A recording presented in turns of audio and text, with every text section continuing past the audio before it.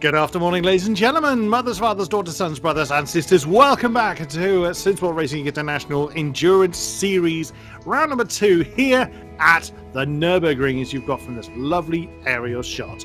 My name is Chris Buxton. I'll be one of your commentators throughout this evening's escapades, 2.4 hours of this German classic. Last month we had Kyalami, and this time we head to Germany for round number 2. Joining me in the box this time is Mr. Adam Bent. Hello to you, Adam. Hello, Chris. How are you today? I am very well. Survived the blustery winds that are battering the UK at the moment. Hopefully everyone out there is nice and safe and warm and what have you. So if I vanish from all the earth, you know that my internet didn't hold. But we will see how well that goes. Steve Proudly in control of the cameras. This time he's actually mic'd himself up, so this time he can't just swear and insult me back.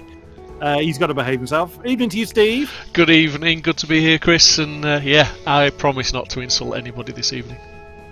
Oh, if he does, he'll do it in a slightly more subtle way. Right. And qualifying is... Oh my! That's, I was just going to say I'll be about as subtle as the weather, I think. Oh dear. Tasty. Now it was bone dry at Kyalami, so wow, that's not even just a light bit. That is standing water bad. But we have got 34 cars in with this, as you can see. Oh, one of the GT3s has had a bad run. Who's that? Van Vorlesen in the Bentley, in the 21 Bentley. It's had a bit of a bad run, but look at that. 10, is it 10 or 9? 9 GT4s. Absolutely stunning. Who's on the top? Van Kooten in the number 8 McLaren up at the top. Kieran Vidago second in the 71 BMW. Then it's Mullard in the 77 McLaren. Then it is Kroll. I'm forgetting the first names. My brain has failed me. Tim Kroll. Oh, Tim yeah. Kroll. Sounds Kroll. a bit like Tim Kroll, doesn't it? Obviously, the Norwich keeper. Definitely not voting for him now. Now, the Lexus didn't do too well at Kyalami, so that's a real stunning effort. Was qualifying in the wet, Steve? It was indeed, yes. I don't think it was quite as wet as this, but I'm sure when we get an interview from one of the drivers, maybe mid-race, something like that, they may tell us, or somebody in YouTube chat could tell us, but it was definitely wet. But I'm not... This is torrential, isn't it? This is heavy rain. This is horrendous. Has that Aston Martin got the Kenyan flag, or Ugandan flag on the side there? I'm just looking now. The Aston Martin number 333. That will be the second of the Abrenhoser brothers. Marcus, is it, in the treble 3? Can't remember off the top of my head. You'd have thought I'd been prepared, but nope. Why break the habit of a lifetime? But the lead one, I believe, is Neil Abrenhoser, 321 in the Aston. We'll actually come across this car shortly in this lovely panning camera shot we've got.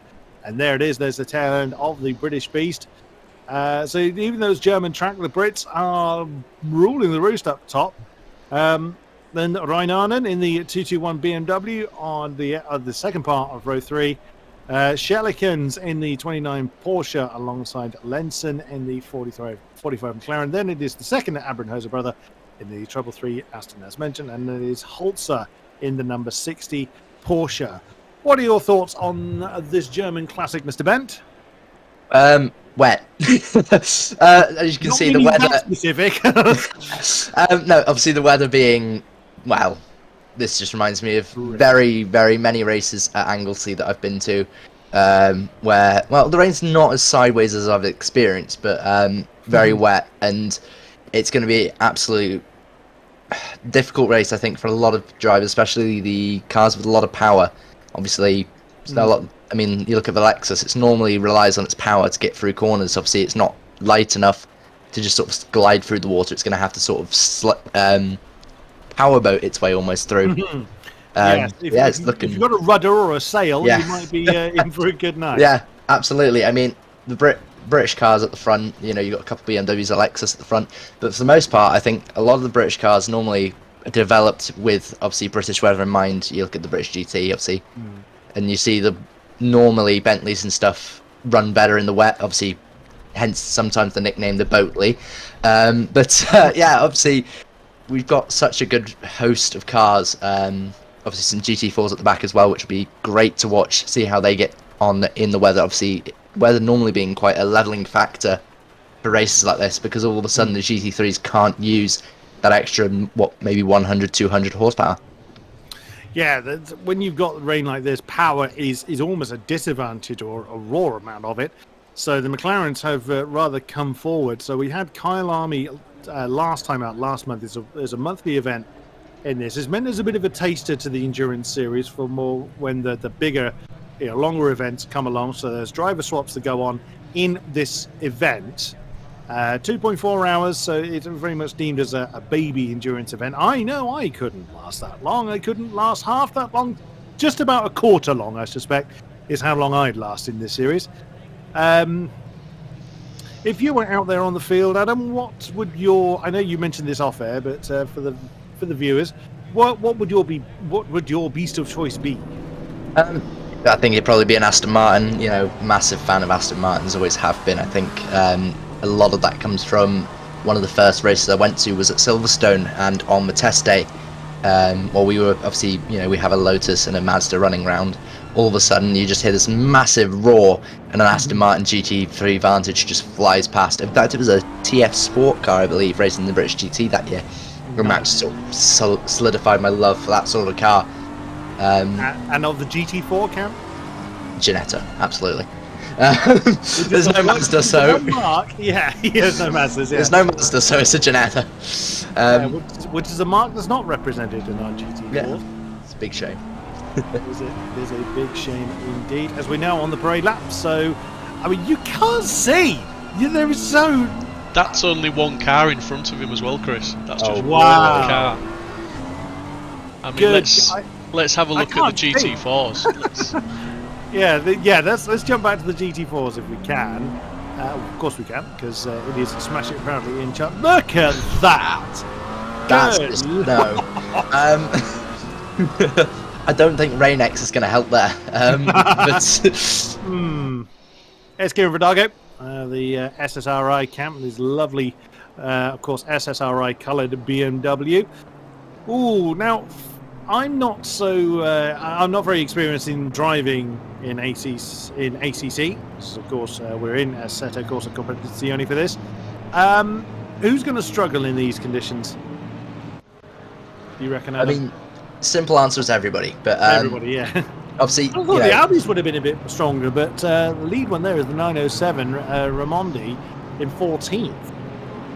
Yeah, so obviously this game runs off of the real, obviously as close to the real World Series as possible. So we have a few cars that have been BOP'd since. Obviously every update they'll try and balance the cars to as much as possible to the real life counterparts. So you'll see sometimes, when the BMW first came out, because it had no actual data, they were like, right, we'll just chuck in what we know about it and we'll see. And it obviously, we had BMW grids filled with BMWs 1 through 10, and then the next cars along, maybe an Aston or an Audi. But obviously now with the BOPs updating constantly, it will be very much a case of the Astons are the best all-round car. I think throughout all the updates, throughout everything, the Aston Martin's always been the one that is the most comfortable to drive. I think the Lexus may be a bit of a handful in the wet. The traction control will be very high, and I think all the cars, but especially the Lexus with that big V8 in the front. So yeah, I think Aston Martin should have an advantage here in the wet. Right, the 2x2 line is formed just before we get to the Vidal chicane. Which version of it are we using? We're using the tighter one for this. Oh no, we're not. I was just thinking, hang on, surely we should be using the endurance one, and we are indeed. We are using the endurance layout. Well, there's a shock. It would be a bit strange if we weren't. And just look at the amount of water that these guys have to deal with. Well, we will be steaming down to turn 1 very, very shortly, heading down towards the Haken, as it's officially called, but I'm not going to get these German pronunciations right whatsoever. So it's 8 a.m. It's trackside, very, very wet. A few people starting for the pit, and away we go. We are racing here at the Nurburgring, and oh my goodness me, there's already an incident. That's the Lexus. No, he's turned back into the circuit, but he has managed to get that one straightened before any more carnage, although a few people being caught out by braking in strange places. There's someone flying miles off the road. Drive-through penalties already being clocked up for a couple of cars. And that's Mina Dalmu, the 212. There's somebody on the straight. There's somebody on the straight backwards. We can see yellow flags on the main straight there. But that was a huge hit at the start there. Alexis getting caught up, obviously, with the McLaren there, and you can see just how difficult it was to put the power down there. I think possibly some puddles causing aquaplaning. Luckily, there was no Bottas bowling at turn 1. Some puddles to deal with. Yeah, some puddles. It was Kevin Cameron in the number 9 McLaren, our pole sitter. Now, it looked like Kieran Vidago actually got a cracking jump. I think the McLaren was very, very slow off the start. Here it is again. There's a green flag. Kieran's just like, see ya, I'm out of here. And then the two McLarens come together and take one of the BMWs with it. So a bounce off the wall, then a punch in the face to one of the Porsches. That's a big hit in the Porsche. So I think they missed the steering, but that's going to be a lot of damage on the side pod. Let's not forget about visibility as well, though, guys. I mean, it's easy to apportion blame, and yeah, he definitely got a tap from that second McLaren, but I'm wondering how much that second McLaren could actually see on that start line there, because the conditions are atrocious, aren't they? Not a lot, I dare say, but back with Kieran Vidago, then our now leader. That is Fabrizio Torri in the 321 Aston, the lead Aston Martin on the tail of Mullard in the 77. Oh my God, that is horrific. Oh my God, that honestly makes me think that spray looks really bright. I kind of, the sun on a wet road kind of driving condition you get when you're so blind you just can't see. It's right behind. Ooh. We see it side by side. That's Wood and Barney in the 221 and the 43 cars. The McLaren won out on that one. Clyde Barney, what a move! That's brave. That was very brave. And I mean, again, they're racing as though it's dry. And honestly, I mean, for the first few laps, it'll be like this. Eventually, they'll realise that it'll pay to calm down and save those wet tyres. Obviously, it's 2.4, obviously a 2.4 hour race, so you're gonna have to make a stop either way. But, I bet that was a bit of clenching going on in the Porsche, begging it to slow down as he nearly joined the back of the 33 of Tim Kroll, who we're looking at, who hasn't had a great start in the Lexus. Started 4th, is now down at a 7th, all flirting with the AstroTurf on the outside. That's a very, very dangerous thing to do. Look at Kieran Vidago, 2.3 seconds to the good over James Mead. Where has he come from in the 29 Porsche? Wow, he was outside the top 10, wasn't he? I believe so, yeah. I think it's just been very lucky for him, obviously benefiting from everybody's issues at the very start. Kieran Vidago's got the great opportunity now of clean air. No cars in front of him, so right now he needs to pull a gap before they start getting to the traffic, because as soon as they start getting to the traffic, all of a sudden it becomes an issue of, well, you can't see anything, and it gets even worse if you're running through the GT4 traffic because they're slower and can't see anything. Yeah, Tim Kroll going for a move on James Wood on the 221 BMW, but in so compromising his line through the Dunlop chicane, and Christoph Holzer nearly claimed him in the 60 Porsche, who's flirting a bit with the AstroTurf. There's Abernhauser, the 333 behind us, as Kroll and Wood side by side. We just saw going out of the shot. You could just about see them there. They are, the BMW and the Lexus. Still side by side. The Lexus wins out. That's Tim Kroll up into 6th now. So he's regaining some lost momentum and lost time there. Great stuff. This is going to be fascinating to see. We saw our drivers. It did take a little while for them to settle into their rhythms at Kyalami, which was great to see. Oh, we do have a Jaguar in the field. John Beaton in the 87. Brave choice. Very brave choice, I think. Obviously, I think it's if not the oldest car on the grid. I believe it's the only car that's from 2012 that still races. Wow. I know they don't race anymore in any SRO series. But I think that car was built in 2012. Wow! In fact, I remember building a Airfix kit of that exact car. You must have been a small child. You are fairly young. That was 8 years. It had been 10 years ago, so I'd have been 10. Yeah, I'd have been 10. Bloody hell! Clapping one for us, Steve, would you? I'm just sat here in shock. I'm not partaking in this conversation. I'm feeling very old. Oh, Jasper van der Wert in the 47 Mercedes, having a move on. That is De Groot, one of the De Groots in the BMW. This is the GT4 crew. Having a no! That's sideways. That's Aston. That's a GT3. Yes, That's a GT3 Wesker Aston who's Martin. he's had a terrible say. He qualified, I think he started down with the GT4s, or at least probably one of the ones that had to have a drive-through earlier on. So that's put him right with the GT4 crown. This for Briziatori, with Mullard still having an argument for third position. Kieran Vidago is still just disappeared into the distance. But James Mead is doing a great job of getting away from this particular battle going on. We're not even 10 minutes in, and loads of fighting going on. There's Barney in the 43 McLaren behind. Let's look again. This is the Aston Martin that we've just seen tangling with the GT4. So he almost loses it there. Yeah, so Wester and the BMW just drives. Just unsighted. I think he's unsighted. I think he's so much spray from that Mercedes in front that he's just gone to try and get out of the spray.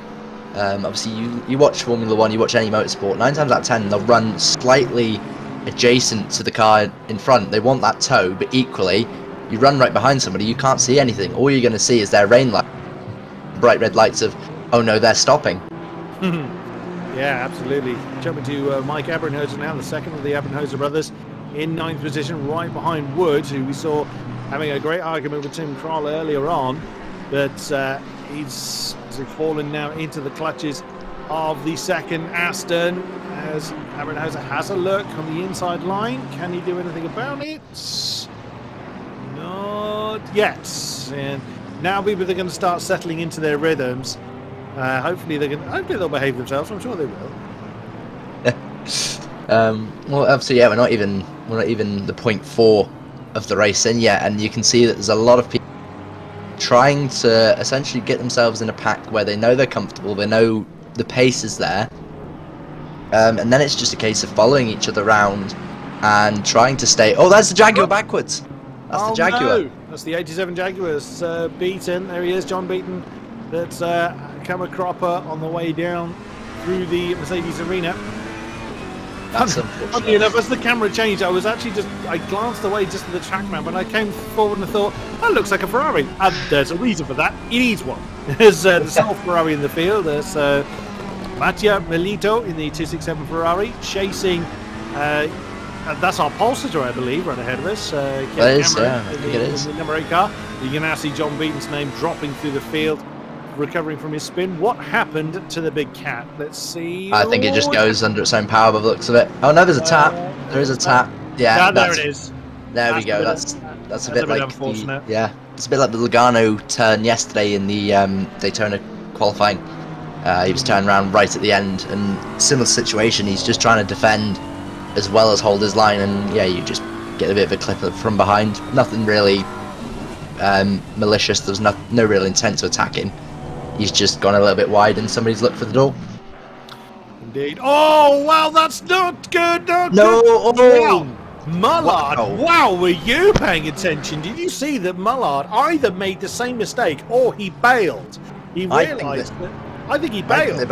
I think they both missed the breaking point. I think Mullard was Tori's breaking point, and obviously they both tried to brake together. And yeah, obviously that's the situation that happens when you both miss the braking zone, because when you're racing, obviously you're hoping the guys in front are faster, so you'll start to follow their lines. And oh, who was that? That was someone very slow coming out of the pit lane. That's probably someone serving their drive-through, so possibly they'll be off the tower that we can see. But obviously, yeah, it's a case of when you both miss the braking zone, it's just hoping that the guy behind has enough instinct to avoid you. Otherwise, well, we've both had an experience of somebody missing their braking zone behind you and throwing you somewhere. But, either that, or that was the most alert racing instinct from Mullard, because he's seen someone hammering up behind him and he's bailed as well. That would be incredible. Let's have a look at it. Yeah, so this is on board with Mullard, the 77 McLaren. No, he's missed the braking zone. No way. You were never making that number. You were never making that corner.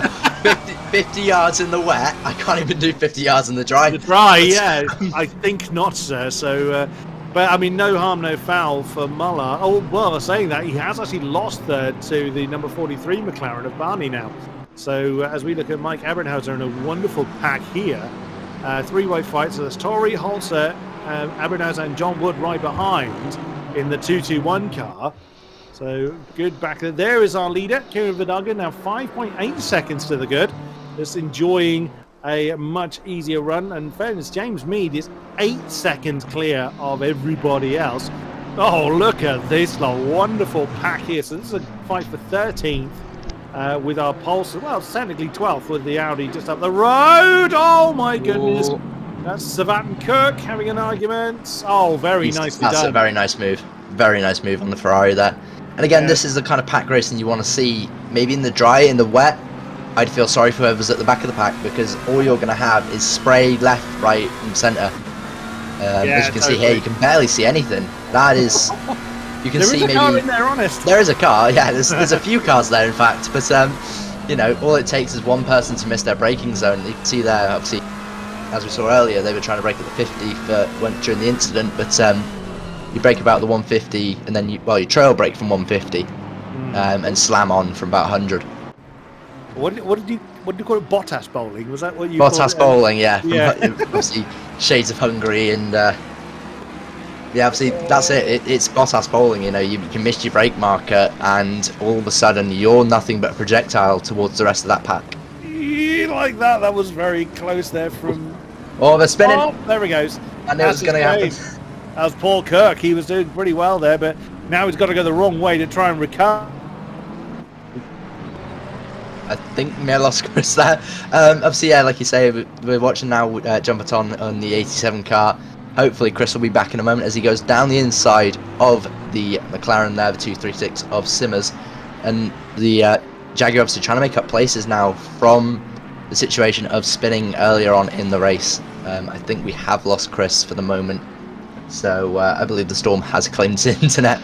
Yeah, hopefully he'll be back very soon, Adam. But yeah, up until that, now the battling's been intense, hasn't it? It's been really raging on, much like the weather. Visibility is very, very poor, but the cars are running so close together. The concentration levels are absolutely through the roof, I think, aren't they, this evening? It's tough conditions, very tough.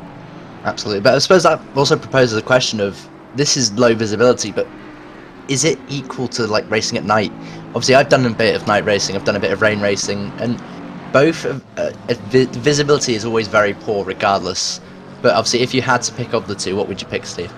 I'd prefer to race in the dry, in the night.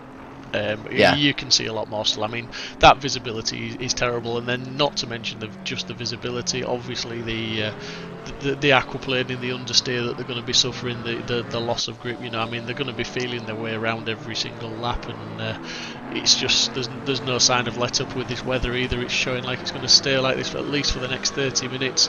The track temp and the air temp are a constant 11 degrees, so there's not a lot of temperature out there. The only thing that's calm is the wind. There's only 2 kilometres of wind, so you know, it's definitely give me the night. Clear night racing is better than this torrential rain, I believe. And I've got to say, the track's wet. I think it's doing pretty well not to be flooded with the amount of rain that seems to be coming down.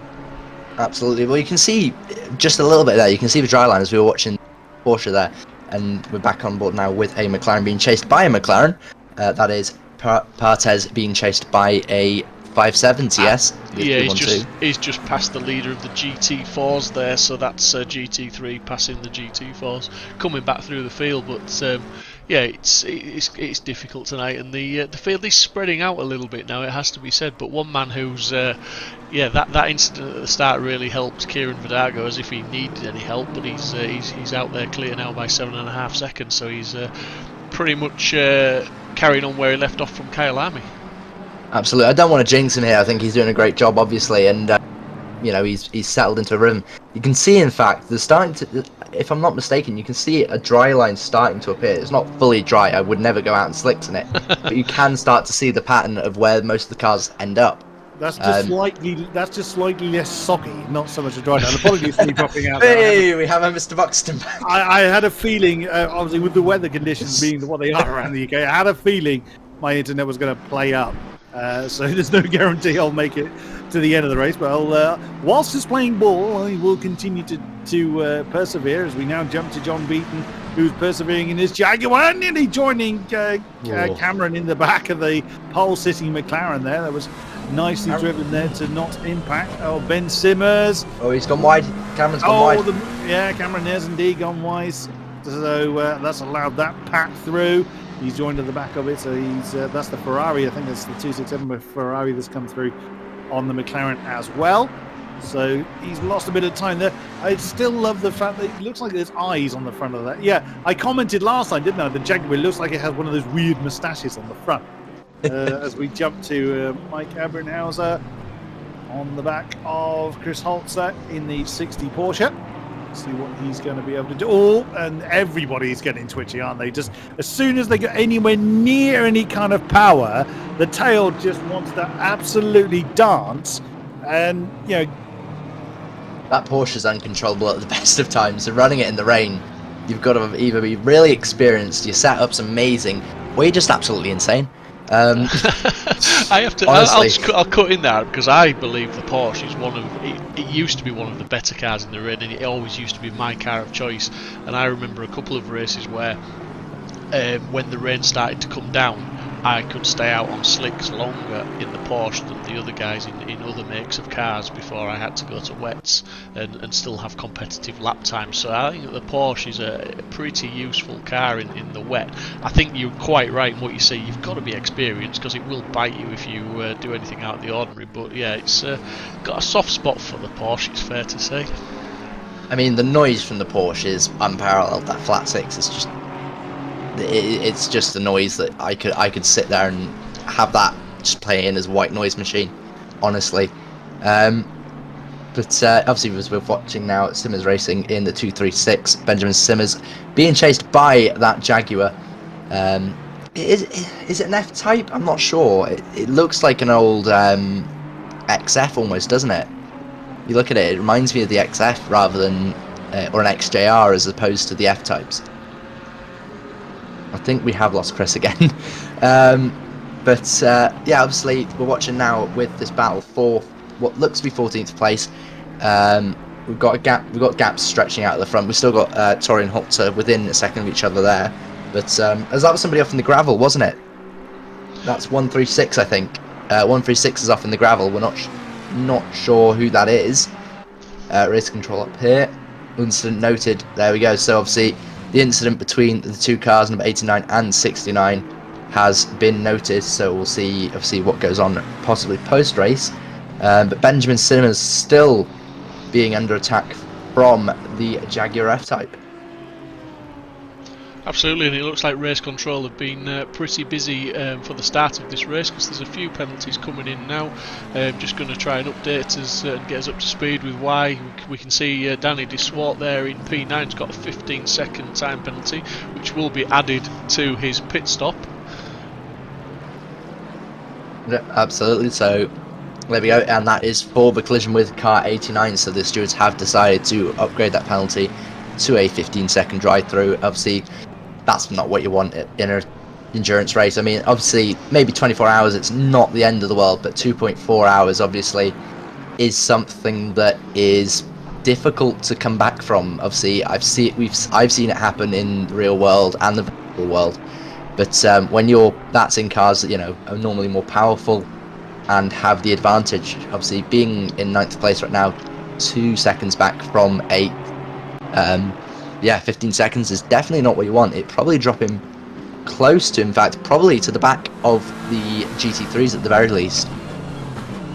Oh, contact there for Simmers, back of the VAT there, just a little bit ambitious in the braking zone, and I think he's gained that position maybe a little bit unfairly. That was a bit of a bump and run, and I think the stewards will probably give him the opportunity to give it back. But yeah, obviously bump and run is not what you want to see in the rain, because obviously that could have ended it so much more disastrously. Luckily, it was in a heavy braking zone where they're not really going as fast as they can do. As we watch Mike Abranosa on the back of Holzer, and I think Tori is not far ahead. In fact, there you go. There is the other Aston Martin. In fact, it's two teammates sandwiching the Porsche there. So the number 60 of Holzer being sandwiched by the Team Abbey Racing cars. Yeah, that 3-2-1 Torrey up ahead, he's lapping just a little bit faster than those two guys as well behind him, so he's that gap's getting ever bigger, and we just see the Porsche getting all sorts of loose coming through T1 there. It is looking like it's on the edge of grip, and again just lighting the back end up there, getting a little bit loose. The Aston Martin just looks a little bit more planted, doesn't it, Adam? It does, absolutely. And again, I think something I was going to bring up before we did have the reinstruction of Mr. Buxton, whether he returns, I'm hoping so, is the timeless looks of both those cars, both Porsche and Aston. You know, they've been racing for close to, 30, 40 years. And I've never seen, like, obviously we'll exclude the GT1s from this, but from GT3 era and GT2 era, you've never really seen much difference in the style of the car. You know, they do maybe have some radical front ends and rear end changes, but the actual shapes don't really change much, do they? No, and I think it's one of those, if it ain't broke, don't fix it. And you know, it's a brand, it's a mark, it's the character of the car, and it does what it says on the tin as well. It gives some exciting racing. It's an exciting car, and you know, talking about older cars, the Jaguar in front as well. I mean, that's it's a unique design, is the Jag, isn't it? I think. Absolutely, it's a very unique car. You know, it was I think when it was running in its, in its era, like this is probably, like I say, I think is the oldest car. I think the next one along will probably be the G55. You know, it's a classic. You know, I look at that and I think I would love to have a go in one, even if just as a passenger, to hear the noise of what an older GT3 was. A lot of these modern ones sound a bit more mundane. I don't want to say mundane because they are awesome cars, but you know equally, yeah, you know, you remember the days of like half the grid were V10 screaming down towards turn one. You had, your eardrums shattered. As you can see, Mike Cabranosa still chasing down Holzer, so Holzer's done a good job there. But that looks like Torrey is on the back of Mullard now. I think Mullard's had an incident, and now all of a sudden Torrey is actually right on the back of him. You can see now 6/10 between the two. So coming down towards turn one, it's the battle of Abbey Racing versus a Porsche and a McLaren. I think Torrey's on a pace to try and push to get in the podium spots before the first stop. Yeah, absolutely. Be pushing on as hard as he can, but you know, talking about timeless designs, I mean, the Porsche, that's got to be one of the manufacturers that's pretty much stuck to its design brief from the very early days. And as we was looking there, as Abrano's just looking to take a tighter line, get the exit, but just couldn't quite get enough power down. That's one thing the Porsche does do quite well, is it squats down and goes from the corner exits. It gets good drive out of the corners, and in these conditions, it's probably slightly better than the Aston. But the Aston does seem to be able to hold a tighter line, which is allowing Abranosa a few options to have a look here and there. And I don't think it's going to be long before he pops that front end alongside the Porsche somewhere, whether it's on the inside or the outside here. There we go. I think he was looking there, but again, I think it's the battle of engine displacement, because obviously we've got, I believe the Aston Martin, if I'm not mistaken, front engined rear wheel drive. And then you've got the Porsche, which sits engine pretty much central. It's one of the most unique designs in terms of where it can sit the engine, because of its domed, beetle shape, hence it obviously gets the nickname of the Beetle. Its shape really does lend to sitting the engine as close as you can to that centre point. Yeah, for sure, but you know, it's the characteristics as well. I mean, the Porsche, as we've said already, it's a great character in that car. It does go, but it's all about putting pressure on in these conditions, like it is in any race, to make the overtake, because usually there's not a lot of difference between these drivers in outright lap times, and it's all about those little mistakes that allow you to force the door open and get the overtake done. And we've got two very close battles here. We've got Torrey now, as you quite rightly pointed out, on the back of Mullard in fourth, so he's looking to push forward, and just behind we've got Abranosa and Hutzer in the Porsche, and they're looking to do battle, and I think they're going to get very, very close now down the start-finish straight. It looks like Abranosa's slipstream, and is he going to get alongside? He's going to be forced to the outside. If he can hang it round the outside, that will turn to the inside through the Mercedes arena, but he's too far back. Is he going to get a cutback? If he does, it's going to be tight. He has. The Porsche's gone wide. Yeah, absolutely. So the pressure, I think, the pressure came to him, and it was too much, and the Porsche he cracked and went in too deep, defended too hard. Well, yeah, obviously, I think that's more of a case of, if you look back on a replay afterwards, I think Abranosa had the drier part of the circuit, which means that all of a sudden his brakes are working 2 or 3 times better than the Porsche's. Obviously, the Porsche trying to brake on wet, you know, it's a completely different friction levels, and all of a sudden you'll get, the Aston Martin will stop itself. I believe it's slightly heavier than the Porsche as well, which does lend itself in the wet. It does sort of cut through the water a little nicer. As you can see, Klaas Wester here trying to make a move on Hill. In fact, that's Chris Hill, normally in the box with me or with everybody. He's out on the track there, letting the Aston Martin go through. But obviously, you can see that there's a lot of differences in these cars, and that's what makes GT racing so much more exciting. And I feel that a lot more people need to get more involved with this. Obviously, we have a big grid here. But also in the real world, I think, a lot of people look at F1 as the pinnacle of motorsport, but GT racing, I think, is where it's at. It looks so amazing. Torri's off in a big way, tries to outbrake Mullard into the braking zone. I'm not sure if Mullard's carried on. He has. The map says that he has carried on. But Torri throwing it up the inside, and I think a bit of a reckless move there.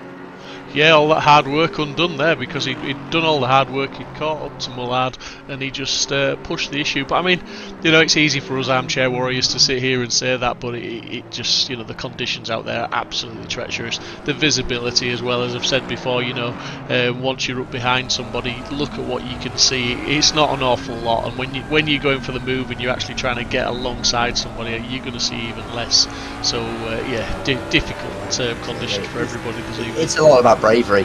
Obviously we've still got the same amount of rain levels falling now, and obviously either way, as soon as you come into the pits, obviously you'll have that small bit of respite, but immediately as soon as you come out, it's going to bunch up again, and then you'll have the spray.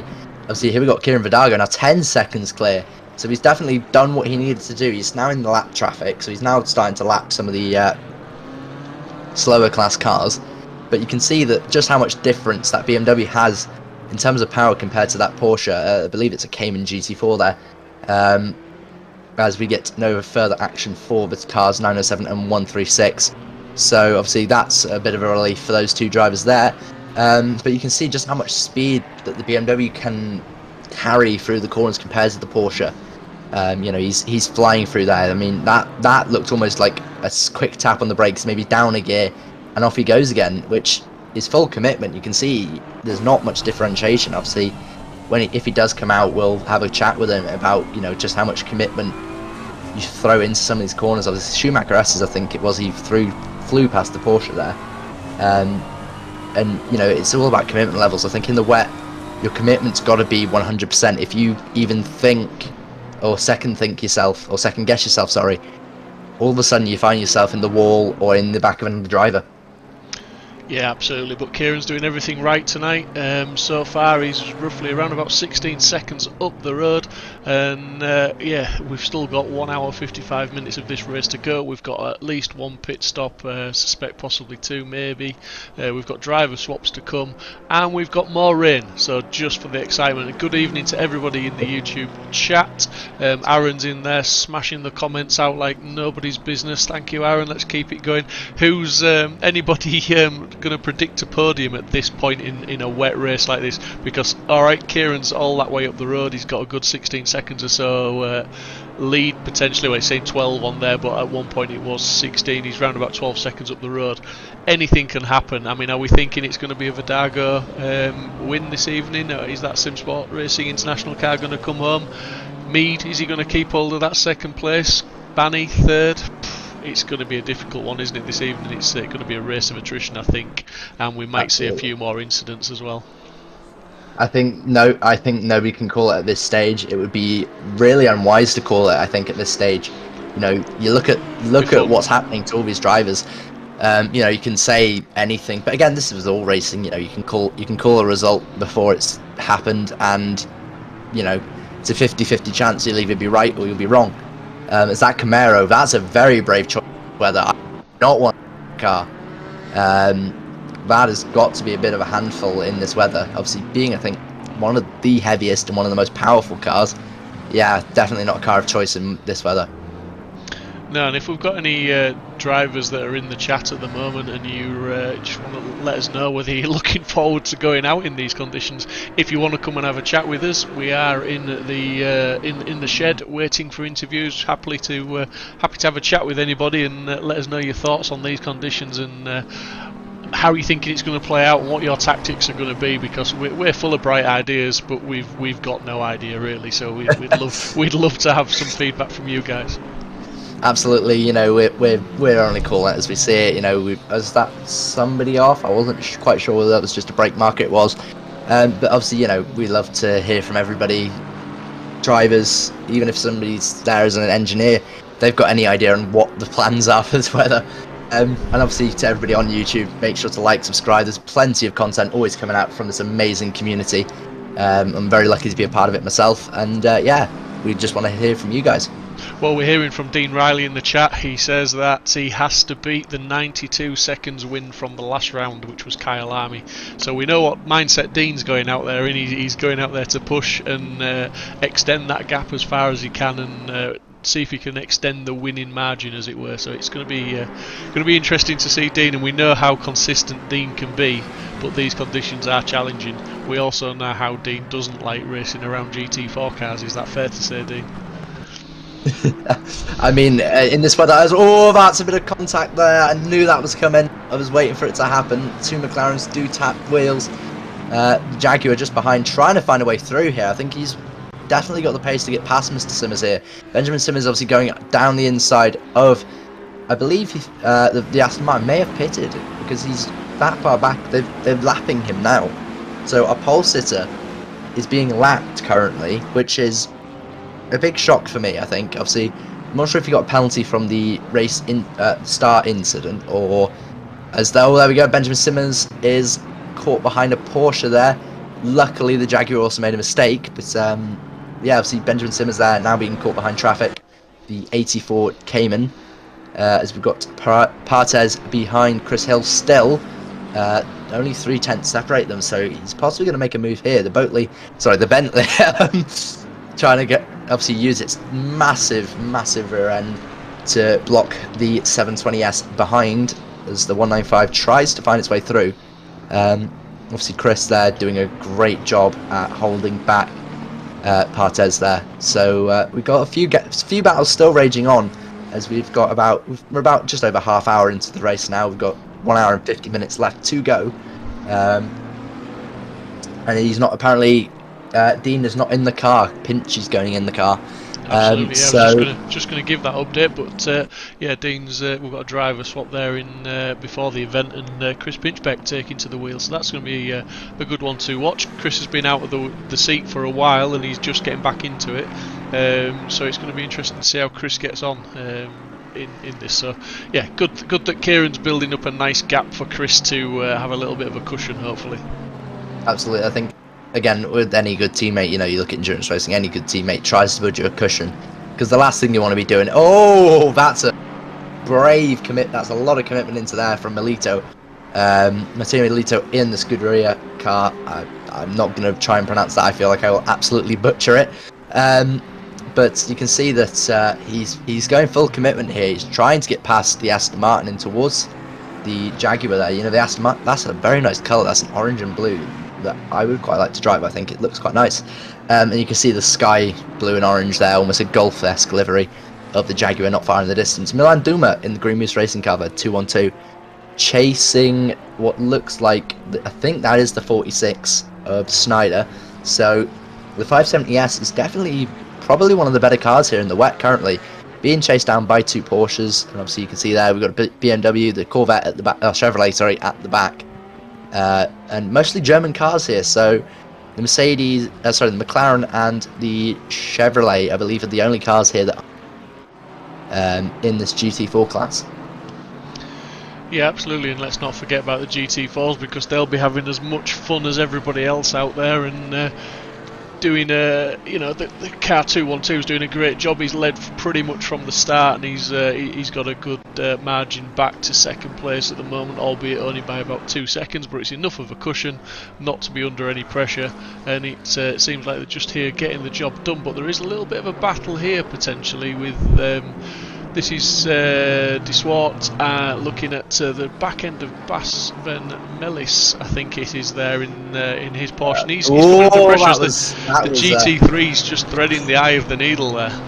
Yeah, that was a bit brave from the number 69 car. I think that was a bit more of a I think that was a bit more of impatience than bravery, but you can see that Matt Van Mellis was wise to him and obviously coming. So did Van der Vaart. Obviously, they've both made themselves safe. As you can see, just there is one of the Team Abbey racing cars. That is the 3-2-1. There we go. There's that. I was waiting for something like that to happen. Number 47 collected by the 3-2-1 there. So it's Tory again. Tory's impatience has caused another moment of what if for him, as he's now been obviously now collected the number 47 there. So all of a sudden, Tory, who was looking like he could have challenged for the podium before his first stop, has a crash with, or almost a crash with 4th place, and now a crash with a GT4.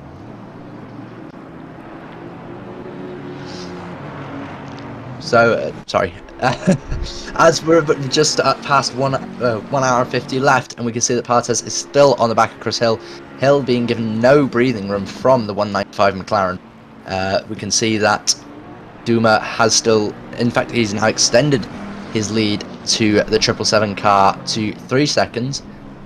Chris Hill now definitely under attack from Partes. Yeah, for sure. And is he going to get him done now down the start-finish straight? Partes is looking to be in that slipstream, but he'll have absolutely no visibility there as Chris Hill goes defensive very, very early, but takes that inside line and then cuts back across through the braking zone. But all good. I don't think he was close enough to make a move, but that's pushed Chris Hill very, very wide, and he's left the door wide open. And as you said earlier, he's got onto the really, really wet part of the track there, and he's just not got the traction out of the corner and lost the position. So yeah, upper position for Partes there. Absolutely. So we can see here, Gene Pinchbeck saying you'll be okay, Pinchy, don't panic. So thank you very much, Tom, for saying it's a good broadcast. Obviously, we're doing the best we can. Hopefully, we will have Mr. Buxton return at some point as we watch Class Wester now chasing and passing Paul Cook there in the 91. So 90 and 91 fighting for 17th position. 3.7 seconds up the road is Vervat in the 73 Aston Martin. Class Western now does retake. Yeah, obviously he has now overtaken Paul Cook, and you can see a Mercedes GT4 and the other Aston Martin of Vervat just in the distance. Yeah, absolutely. The field is getting a little bit more spread out now, and things are starting to change and settle down a little bit, although the weather's still showing torrential rain for the next 30 minutes. So it's going to be more of the same at least. But it's the gaps are opening up a little bit. We're still seeing a couple of little battles here and there, but generally everyone's got around about a second between each other, so they've all got a little bit of breathing space. They can settle down, but the problem with it, obviously, multi-class racing, you're always going to be coming up against the slower cars, as it were, to put a lap on them, aren't you? And as those slower cars, you've always got to keep one eye in your mirror for the GT3s coming to lap you. Absolutely. I mean, I've witnessed some interesting accidents in the real world and the virtual. A slower class car in maybe a dangerous manner. In fact, it was a Porsche at the last race I was at decided to throw it up the inside of a C1 and then our car and collect our car, and then ended up retiring from the race with cut coolant lines. So it is very much a case of patience. I think patience will be the key factor to whoever wins today, being the most patient to lap the traffic and making sure that whatever move they do, like there, that's to stay going bad to worse for Van der Vaart there, as he's now been collected by another GT3 that puts him, I think, 2 places down. So it's unfortunate. That's Chris Hill, and that is the 40. That was a 40 something of, I'm not sure who that was, but it was a Porsche Cayman, number 40 something. I couldn't see the second number, but that's really unfortunate, as Chris Hill now has lots of another incident there. So the rain is definitely starting to affect some of these drivers.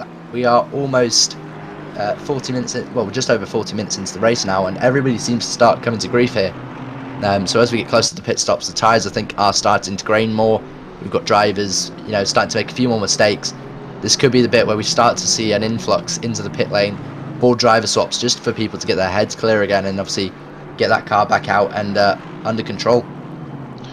Yeah, we're just going to have a quick look at the replay and Chris Hill. It's really hard done by, because I don't think this was his for doing whatsoever. It just very, very unlucky. As you just see now, the GT4 just gets a little bit sideways and drives into the side of Chris. It's off. Yeah, Chris wouldn't have known anything about that until literally he was off the track. Not.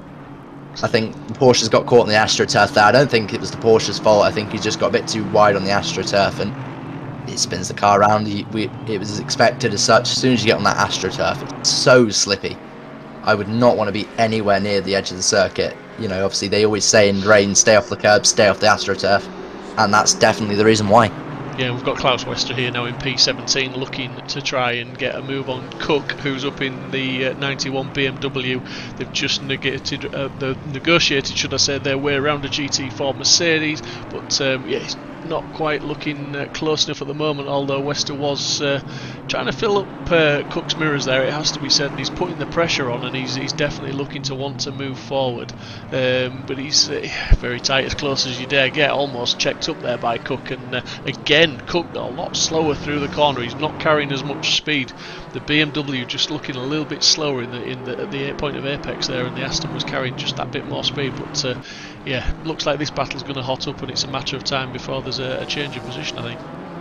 Absolutely. I think in fact Wester did get in front of Paul Cook, and I think maybe an instant ahead allowed Paul to back through. However, obviously with the rain and I think tyre degradation starting to become a factor here, you can see a lot of the cars are taking different lines, maybe going a bit slower than they were maybe 3 or 4 laps ago, so tyre degradation maybe come into play here. Obviously different cars have different wear rates, and you can obviously, I think the Aston Martin being one of the nicest on its tyres. I'm not sure about that new BMW, I've still not raced it yet, but obviously the GT3 cars definitely tear through their tyres quicker than a GT4. As we see a replay here, that is a McLaren, I'm not sure quite what number, as he's Simmers, that is 236 Benjamin Simmers. That's Simmers, yeah, that's Simmers, I thought it was. You can see, yeah, he just loses it on his own there. So the tyres are definitely starting to go here, and people are just trying to keep the car on the island for, well, the island's slowly getting flooded here as well, but as we can see, Klaus Wester trying to go around the outside. Is somebody just gone off there? I think Paul Cook's just gone off. I couldn't see if he, no, he's there, yeah, you go, yeah, he's come off.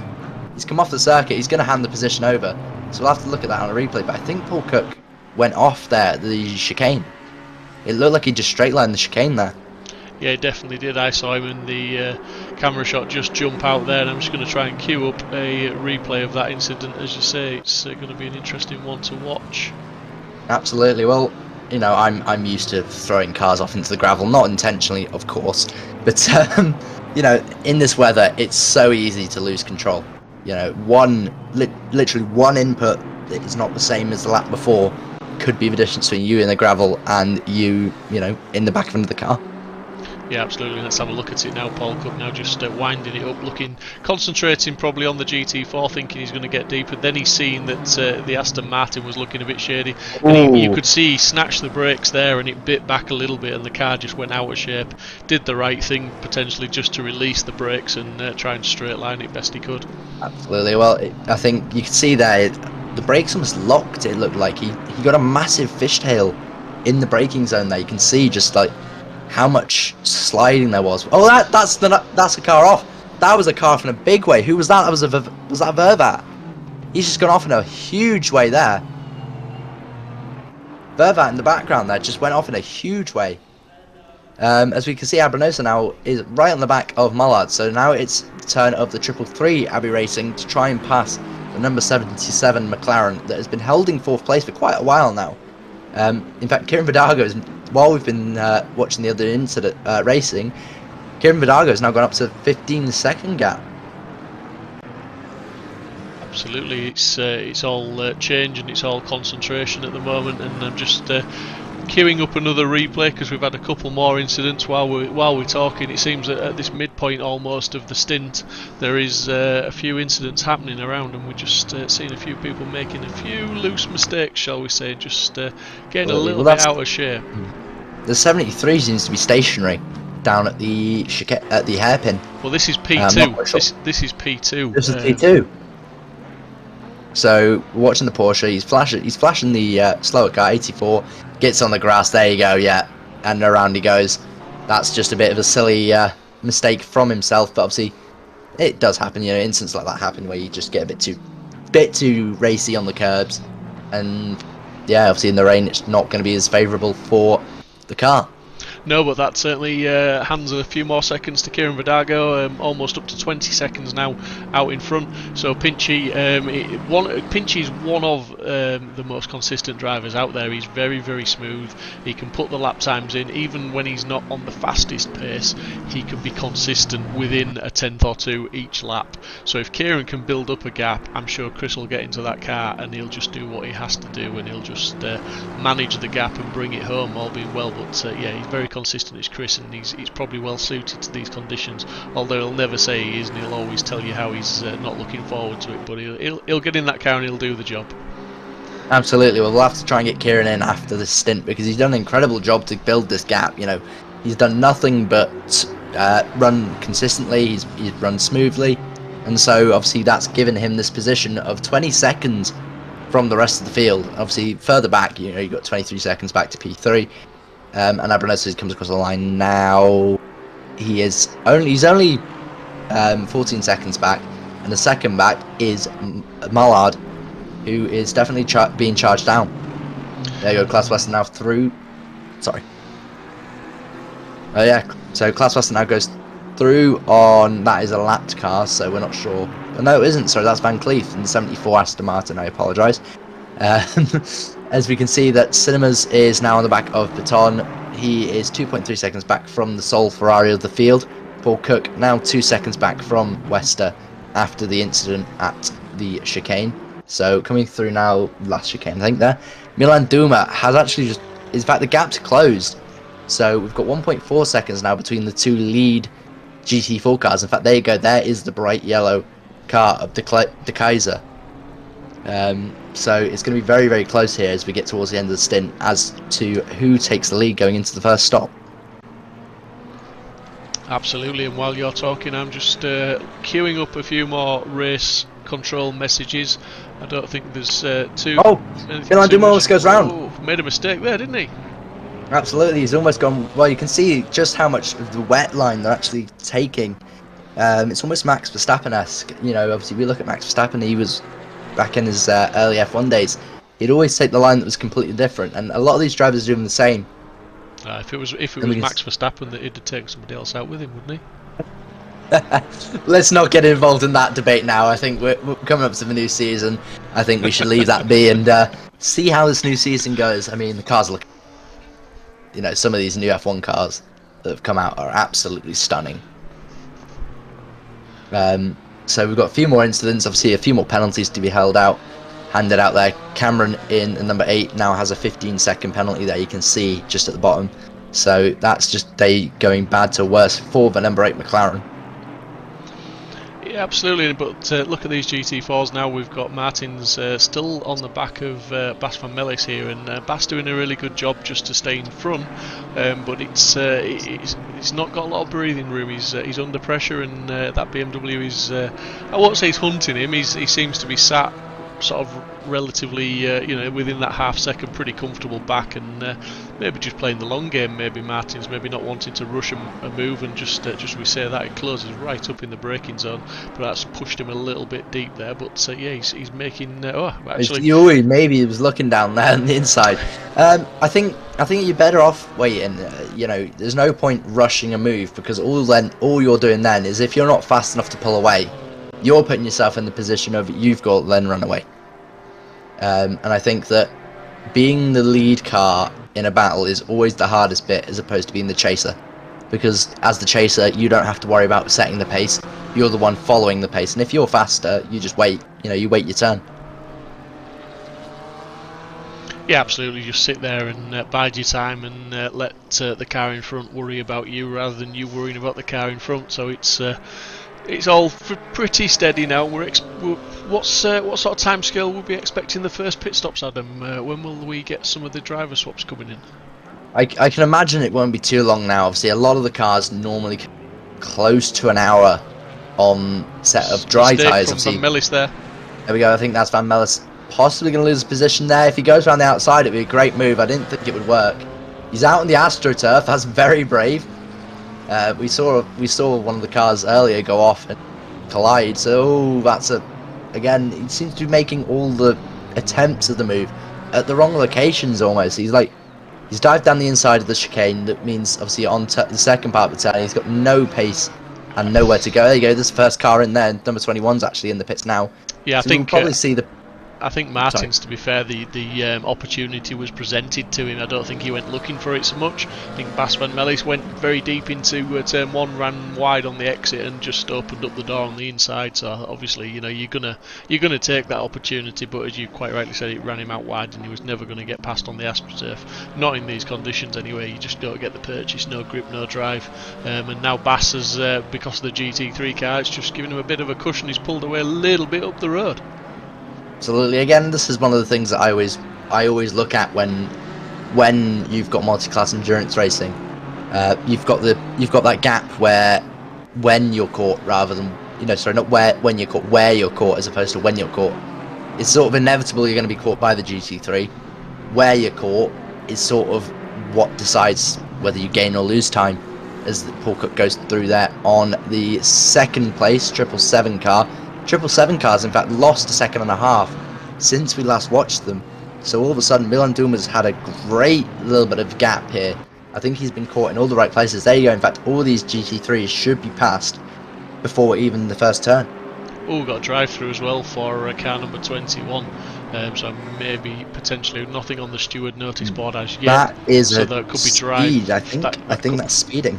It could be. He was in the pits. It could be track limits also, depending. That is very true. There you go. There he was, in fact, just on the right there, Van Bosselen. In fact, I believe it was he had come into the pit. So whether he's done his stop now, and it's a case of he's just sped going through the pit lane, because that's normally what you get. You get a normal small speeding infraction. It's a bit more if you obviously hoof it through the pit lane. But in fact, here we go. We've got a race control up here. 15-second time penalty for car 74. So Van Cleef has got a 15-second time penalty. But yeah, obviously you can see there's a few drivers out there that are starting to think possibly about their stops. I say, you're looking at trying to share the driving time equally. It will be within the next 5-10 minutes easily. Absolutely, yeah. And I mean, obviously it's a tyre change as well with the driver swap, because it takes the same length of time, so why wouldn't you? And obviously a full tank of fuel to hopefully make it to the end as well. It's some of the cars, I mean, in these conditions they don't use as much fuel. Obviously you're not on full throttle as much, the engine management potentially turned down a little bit, so the cars will go a little bit further on a tank of fuel, but some of these cars they do struggle to get much more than an hour out of the tank. So it's strategy is very, very interesting with this multi-class racing, with the GT3s in particular. With the fuel range, it does play into the strategy of some of the cars. Typically the Bentley always seems to be able to go longer on a tank of fuel. I think that's just because of the size of the tank they can actually fit in the boot of the Bentley. But obviously each car's going to have a different style tank. There's a massive difference between the tanks in each car. And that also means capacity too, so all of a sudden they've got to think about maybe having the same engine, maybe the same horsepower, but how that's delivered is obviously how much fuel they use. You can see the Camaro there. I think that's probably the most thirsty car on the grid, without a shadow of a doubt. Big, heavy, and a V8 to complement. It's a shame we don't have the Ford Mustang. I think that would be a great competition between the two. I will put your request in with Kunos.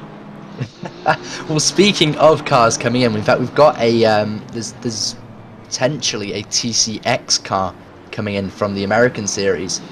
Obviously they've teased an American expansion within the next few months, and there's been rumours and photos of the BMW M2. They've been circulating the internet recently on Reddit, obviously various other medias. There's been rumours that we'll have a new slowest car, at least in terms of all the cars, in terms of a BMW M2 CS edition. Nice. So any new content is greatly received. Just cut away from Paul Cook there as he was potentially having a look, but he hasn't made the pass. He's having another go. Just here we go. He's just looking to go down the inside, but the door was closed. And at that part of the circuit there, you've got to have a lot more speed and got a lot more purchase to get further down than that. And Paul Cook again just doing the sensible thing, isn't he? He's just dropping in behind. He's applying pressure more than anything, isn't he? He's just letting Cleef know that he's there, and he's going to try and force a mistake out of him. But at the moment, he's soaking up the pressure that Cook's putting on him. And Cook's able to. He drops back a little bit, but he's just able to close that gap up almost straight away. Again, at will almost, isn't it? Absolutely. Well, I think that BMW's got a lot of power compared to the Aston Martin. And again, obviously, being a newer car, it's going to have that, the regulation's been out for a while now for obviously GT racing, so every year the development of each car becomes faster and faster. As you can see that Benjamin Simmons is going to go for a move on the Jaguar, so we're going to start seeing pit stops now. I think that is a BMW. I'm not sure what car that is, which number it is, but I'm sure we'll find out soon. So we'll see. Yeah, we're starting to see some pit stops now, so we will see one by one the cars coming into the pit lane. Obviously it all depends on how much fuel they've used. I wouldn't be surprised if Dargo's actually not used as much fuel. He's just sort of cruising away at the front at the moment. Yeah, this is a 3-car battle here, though. This is as close as it gets on the track at this moment in time. We've got Wester Simmers and Benton, is it, in the Jag. Really having a good battle here, and they are within tenths of a second of each other, if not thousandths at occasion. And the Aston Martin there just protesting a little bit at how much input Wester was putting into the steering and the brakes there at the same time, and caused him to drop back a little bit, but he's still there. So this is a Jaguar McLaren Aston battle at the moment, led by the Jag. So the Jag's doing a good job in P12. That's because that car is not notably quick. It is one of the slower GT3 cars, if not the slowest. Or it's hard to drive and get the performance out of it. Yeah, I definitely think it's very least second slowest. I think the Writer, the old Aventador, is probably the slowest, because that's just an awful car to drive. I've driven it a couple times, and my God, is it a handful. But that Jaguar, no, it's not quick around the corners, but as soon as you get on a straight, it seems to just walk a little. It's almost as if it's got, a bit more horsepower or less weight. There you go. In fact, you can see it now. McLaren's actually struggling to keep up with it on the straights because it just walks. But obviously, yeah, with Paul Cook, I think he should just stay behind. 15-second penalty. It's a case of just wait for the stop, and you're going to gain another 14 seconds on Van Cleef in front. Yeah, absolutely. Yeah, play the long game when you see that your opponent's got a penalty. But I suppose the thing is, does Cook think he's got much more pace? Because, alright, it's okay sitting behind, but all the time you're sitting behind, you are losing time to potentially the next car up the road, which you may be able to close upon. So, it's not always as clear cut as just sit behind. But yeah, that is the sensible thing to do, to be fair, when you know that car's got... And, that looked like Wester going like very deep on the brakes. No, he's there. He's still there. So. He's still there, yeah. He just went in very deep on the brakes, managed to get it stopped, but just couldn't pull it back for the corner. But Simmer's looking a little bit antsy now, and he's looking to try and get that move, and the McLaren's looking like it's pretty sure-footed. But like you say, the Jaguar's just got that little bit of straight line speed, and it seems to get away from him once they get things wound up a little bit. Absolutely, it's very quick car on the straight line, and it does suffer when it comes to turning in, and obviously it's cornering speed. You can see that, like, if you look at the aero on the McLaren, the aero on the Jaguar, you can see how different it is, and that's maybe 2 or 3 generations difference between the two cars. I think the closest thing to this Jaguar would probably be the old, I think it's not 650, I don't think it's a MP4, isn't it, the old McLaren? So you can see here that the McLaren 720 in the corners is you can see the closing speed through the corners, but as soon as they get to a straight, the Jaguar just opens the taps. We've got a replay here of no signal. Yeah, slight issue there with the capture card, but it's I'm sure we'll get it back. There we go. So this is we're watching Van Mellis.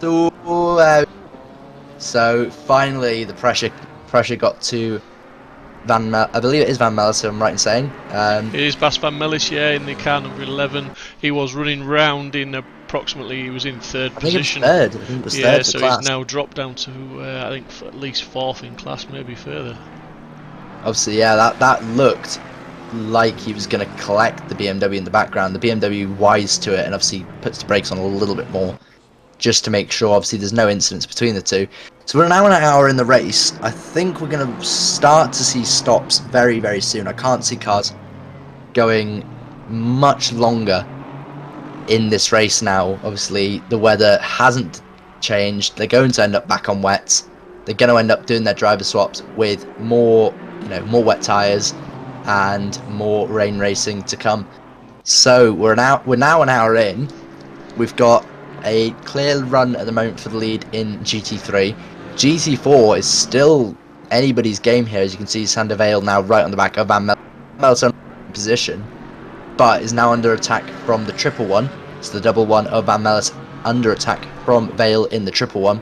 Not far back from them is the two drivers of Van der Vaart and de Groot. But that's, I think, like the third de Groot I know of. Obviously, the two others in the SSRI Clio Cup. In fact, that was another mistake, I think, from Van Mellis just then. Looked like he'd gone wide again, as we can see. Yeah, he did Joel indeed. Wood. He did indeed, and he's lost that position, so he's running a little bit wide, lost another position. So Van Mellis just struggling a little bit at the moment for grip, and he's just consistency. And to be fair, mistakes when you make one, sometimes they do breed more mistakes because the confidence takes a bit of a knock, doesn't it? And you start to doubt yourself, second guess yourself, and you end up losing positions. But Bas Van Mellis is still on the track. He didn't run off the track. He didn't pick up any damage. He just lost another position. So he's, I'm sure he'll be coming back fighting strong. He's the current GT4 Sprint champion, so he's very, very capable in the AM class. That's Pro Am champion. So he's a very capable driver, and I'm sure we'll see him back battling for that podium spot very soon. Absolutely, you can see here Paul Cook now still on the back of Van Cleef. So Van Cleef's done a great job to hold him behind, and they are actually closing on the Ferrari of Melito, so there is pace from the Aston Martin. So I think Paul is doing the right job here, sort of pressuring the Aston Martin to go a bit quicker. Come on, we've got places to be. Obviously you can see that there is a decent gap, I think, between the 195 and the 91. So the 91 has no pressure from behind, which means that he can just focus on keeping Van Cleef honest and on the pace. Yeah, it's all about being on the pace, and it's all about being consistent, isn't it? And at the moment, Cook's looking, he's got a good old slipstream down there. They've both got past the GT4. Cook's still on the inside there, just due to the GT4. But Van Cleef just doing what he needs to do. He's not even really thinking about defending at the moment. He's taking the wider lines, the faster corner entry, and he's staying in front. It has to be said, relatively comfortable, although we did say that the BMW does look to have a little bit more speed through the corners than the Aston. He closes right up on the back of him again, but the Aston just seems to get out the corners a little bit better, and he's pulling away from him again now. Absolutely, you can see there, obviously Paul Cook has a lot more speed through the corners. The Aston Martin just happy to play first fiddle to Paul Cook there. You can see that he's just sort of setting the pace for Paul and saying, if you can follow, carry on, as they've actually gained a second on Melito since we last checked. So there's definitely a gap closing here, and they've definitely got the opportunity to race ahead past the Ferrari together, even maybe a little alliance going on somewhere in a Discord server somewhere. Kieran Vidago, meanwhile, still running away with it, 20.7 seconds away, so he's not gained much more off now. He's just sort of running around on his own, minding his own business. Sure, he's got a few friends in there with him, having a good time and maybe winding him up. But we'll see here. We can see in the chat we've got Mark, Christopher Pinchbeck and Gene Pinchbeck all in the chat talking. Adam Zailovic, I think, is on race control duties, if Steve can confirm that. He is indeed. So we've got, obviously they're asking if Adam's racing today. He is not. He is on, well, both comms and race control duty. As Kieran throws it in there, you can see fully sideways through that turn there. So whether he knows he's on camera and he's just sort of showboating a little, there you go, 21 seconds now to the good of James Mead in the Porsche. Barney in P3, 4 seconds behind, and Abranosa 16 seconds back. So he's got past Mullard. Since we last checked, they have got past Mullard. If you're in the chat though as well, just please, while there's a little bit of a lull in the racing, we've got very few battles going on. Everyone's got their own little bit of comfort space. We're focusing on the closest battle on the track at the moment. But if you've got somebody you want us to show in the stream, just put the name and the car number in the chat, and we'll do our best to bring them up and give them some airtime for you. Absolutely. Well, all of a sudden we say Adam enough times and he appears in the chat. There's Adam Azale, which now pops up in the chat. So we've got a few more battles going on. Obviously, it's difficult to see. We've got Partez actually on the back of Cook, because Cook had an accident. There you go. In fact, Partez has gone through, so Cook's had an accident somewhere. We'll have to try and see if there's a replay of what's happened to him. But all of a sudden, he's now 9 seconds back, and Partez has overtaken him.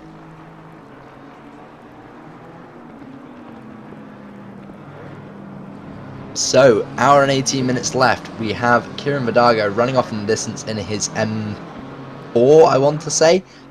Comment if I'm wrong there.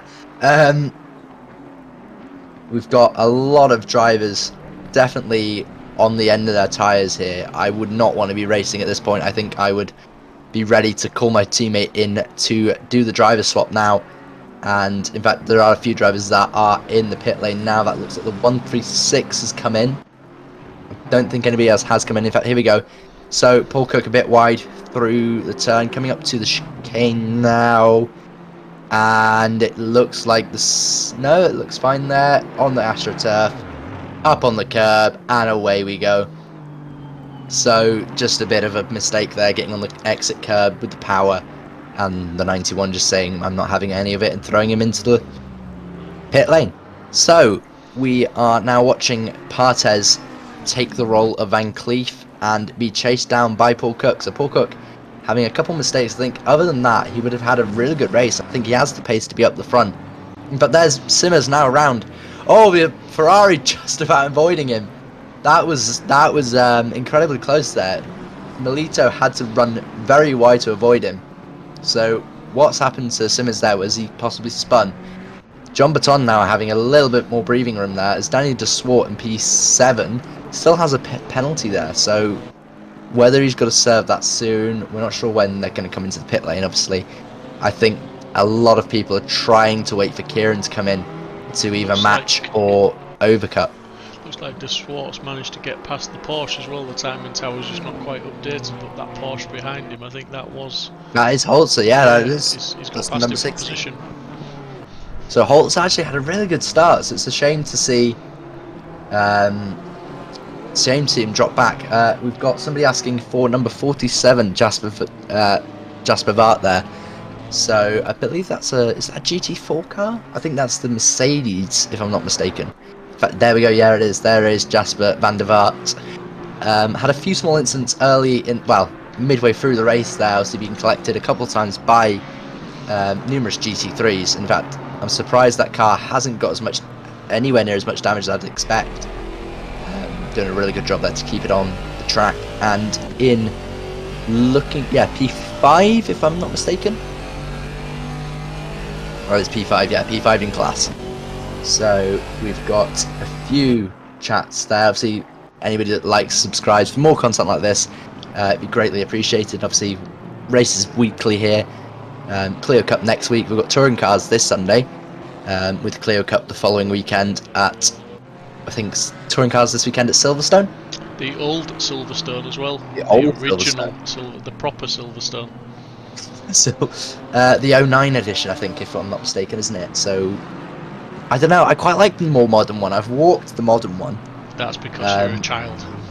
No, thanks, Steve. But obviously we've got the 09 Silverstone, and the following weekend we have Clio's at Croft. I've been lucky enough to go up to Croft, and my God, is it a fun circuit to watch. So definitely subscribe and stick around for more content like this, as we're still watching Van der Vaart lap round now. We've got a few gaps starting to form. In fact, Milan Duma's lost the lead. We've completely failed to see that De Kaiser has actually taken the lead from Milan Duma. I'm not sure where or when, but De Kaiser now leads the GT4 class. How have we missed that? Not sure, but I will endeavour to find a replay just for you. Oh, you're too kind. So, Van Cleef is in P16. Simmers, in fact, there we go. Simmers is one of the GT3s that we've been paying attention to pit. So we may see a different car. In fact, there we go. We've got a couple more cars into the pit lane now. That is the number 8, and the number 236 is now coming out. In fact, Simmers is still continuing in the car, so whether he's not doing a driver swap just yet, I'm not sure of the rules. Do they have to drive swap? They do, otherwise they will get a penalty at the end of the race automatically from the simulation. So, because it looks like, unless there was a penalty that I missed, it looked like Simmons has come back out in the car in number 236, unless the timing screen just needs to update. Oh my word, this is a replay you are gonna want to watch. You are not gonna want to miss this one. Here we go. Let's go. So here we go. That is the 777 of De Kaiser. So he comes through now. There's Milan Duma. Duma is definitely on a defensive line. You can see him. Oh, that's contact. That's a lot of contact. Ooh, stewards are going to be very busy with.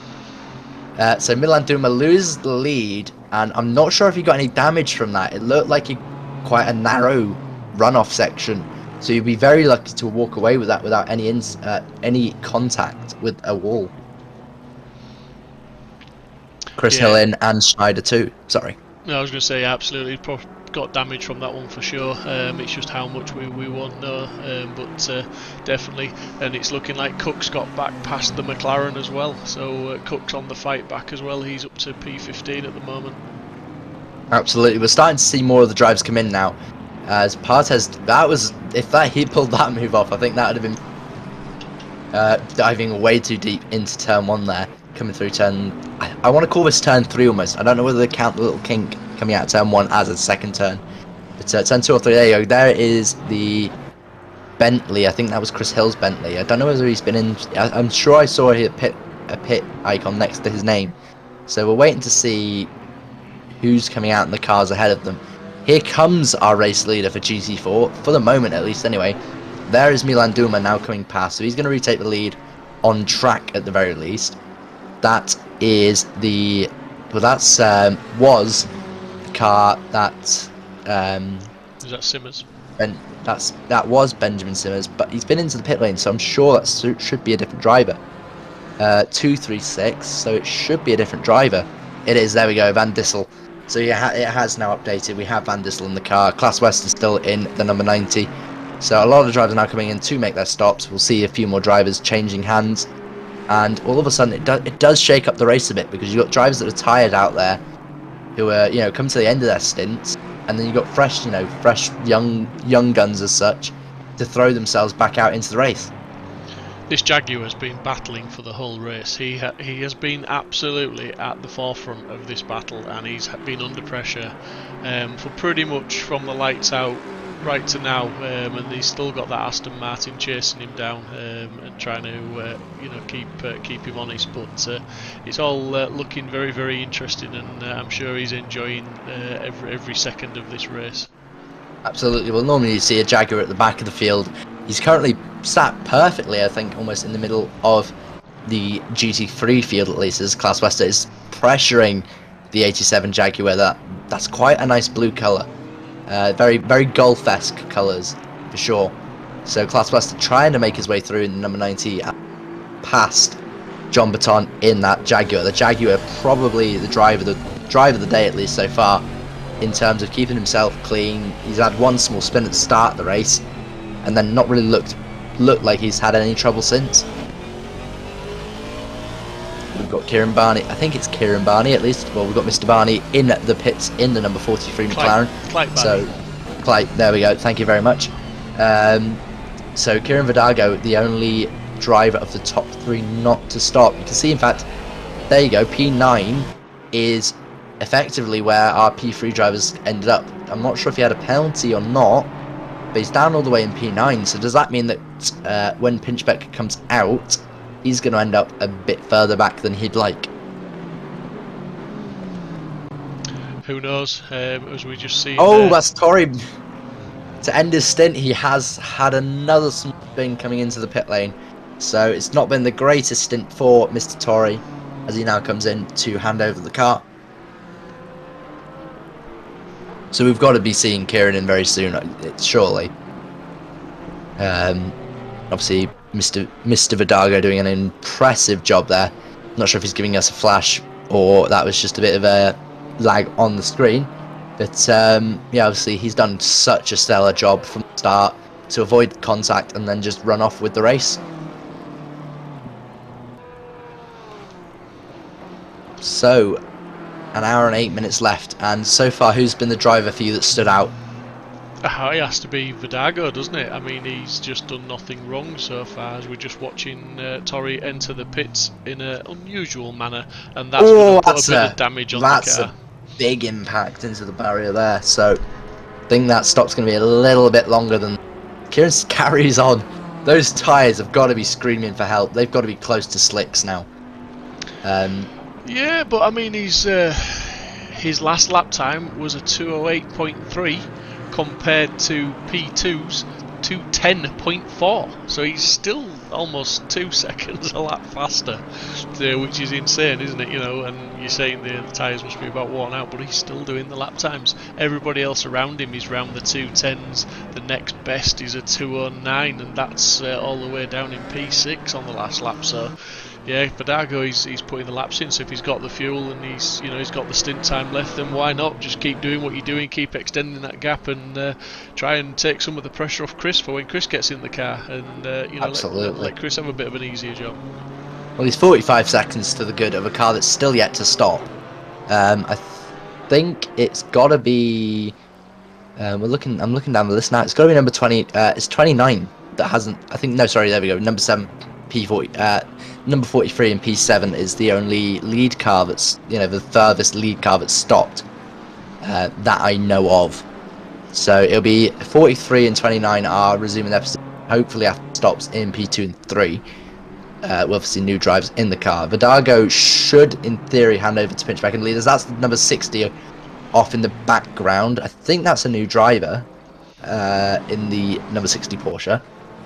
Partez still chasing Paul Kirk, so these guys... But there's Van Cleef! So Paul Cook, after a few incidents, drops down a little bit.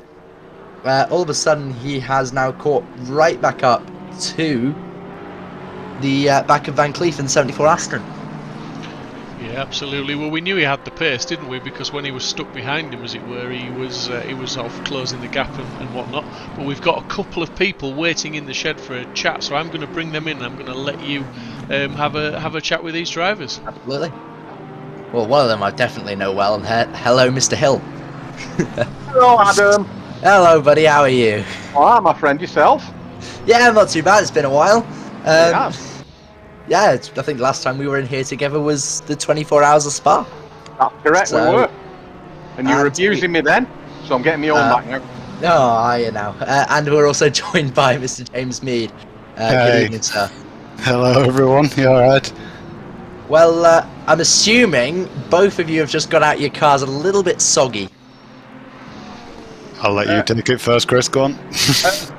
Well, to be honest, Adam, it's not real. So, no, I haven't got out of the car soggy. Unless, at my age, something's happened that I'm not aware of. I will go and check that in a minute. That's okay. Good to know. So, obviously, you guys were in the car for at least a good way over an hour now. How was your stint? This weather's definitely not one that I would want to be racing in. Sorry. No, come on, James. Thank you. Yeah, mine was actually a really surprising good stint. I got caught up behind some back markers, well, not back markers, but some slow people in quali, so I couldn't actually get my lap time out at the end. But going from 7th to 2nd right at the start, that was the most fortunate start I think I've ever had on this game. So just trying to hold it out at the end and not make any mistakes, but it's scary out there, especially trying to overtake GT4s and everything with the spray. Can't see much. Absolutely. So, Chris, we saw early on in the race that to play a bit of, have a little bit of a tangle with the GT4 Cayman. I'm assuming you were completely unsighted. I'll go with yeah. I do remember the incident. But Simon, who's driving now, said that he was mid spin and caught me. Yeah, it was an unfortunate incident. He's definitely not gone for you, but I wouldn't. yeah, wrong place, wrong time. Yeah, not going to report anything like that. It's in these treacherous conditions. It's a bit of a pain to drive the car, but you know, it's also enjoyable sometimes if you're sadistic. Don't you find that, James? Yeah, I mean, going back to your soggy remark, I mean, I might not have necessarily had any accidents, but the amount of sweat coming off me right now after that, I am definitely. So we've got, obviously, the visibility is one of the things that we definitely got to comment about. Obviously, Vidago's run off with it at the moment. He's currently, I'm not sure how far to go, we'll get an update in a moment, but that visibility at the start, how bad was it coming off the line? For me, it wasn't actually that bad. I got a bit of a hole shot and then went in the mid, split two cars, and then I don't know actually what fully happened. I just saw a McLaren go to the left and some other cars, it was like parting of the water, and they just moved out of my way, and then I was behind Vidago, and I actually had pretty good visibility, so I was okay. But I mean, props to Vidago. He's absolutely rapid. There's no way I could live with him. He's so quick. He's just been rapid all race. So your teammate currently in P6. I'm sure after the stops you're looking good for a podium. Are you confident in your teammate that they can pull it through? I'm confident he'll have a good race. He's extremely nervous now because we're in the same team, and we're a bit like, I'm trying to kind of coach him a little bit as well, just to help him improve on some of his lap times. So dropping him in at P2, I think he's a bit nervous, especially in the wet. So he told me to go away and talk to you guys so he can have some peace and settle in. But I'm sure he'll do a good job. He's always driven great so far. He just needs to settle himself and calm down, and he'll be fine. He'll do some good laps. Absolutely. Well, your teammate Chris is, I believe, down in 19th, if I'm not mistaken. Down in 19th? Mr. Pike? Yeah. So any words you gave to him before you jumped out the car? Good luck. There's not much else you can say, really, is it? I mean, he's the better of us, of the two of us. He's been supportive all the way through the race of my stint, and I said, right, I'll leave you then, bye. Well, I'm sure Mr. Buxton would probably laugh at you there and call you probably a bit of a bully for that. But, you know, obviously this series is all about, you know, the teamwork between the drivers. 2.4 hour race rather than, you know, the usual, you see normally maybe hour and a half races in this game. And I mean, in this weather, 2.4 hours probably feels like a 24-hour race almost. But yeah, is it nicer being out on the track than in the commentary booth, Chris? I missed the commentary booth, to be honest. But you're welcome to stay, buddy. I thought it might be, Mr. Prowley. I thought it might be. I have got to go back and support Simon, unfortunately. I will be back later on, though, if he gives me permission to come. I will come back and speak to you. Absolutely. Well, you're always welcome in here. Obviously, James, are you going to go back and support your teammate, or are you just going to silently root from him from the stream? No, I'll stay in there with him and try give him some moral support and things like that, and just hope he does a good race. I'm sure he will do, though. And just thanks as well, guys, for this. I absolutely love this format. So much fun. It's been great to watch from our perspective. Always been something going on. Obviously, that Jaguar making life difficult for a lot of drivers. Would either of you even attempt a 2.4-hour race in that Jaguar in this weather? For the meme? No. I mean, it's a great car to look at the very least. So.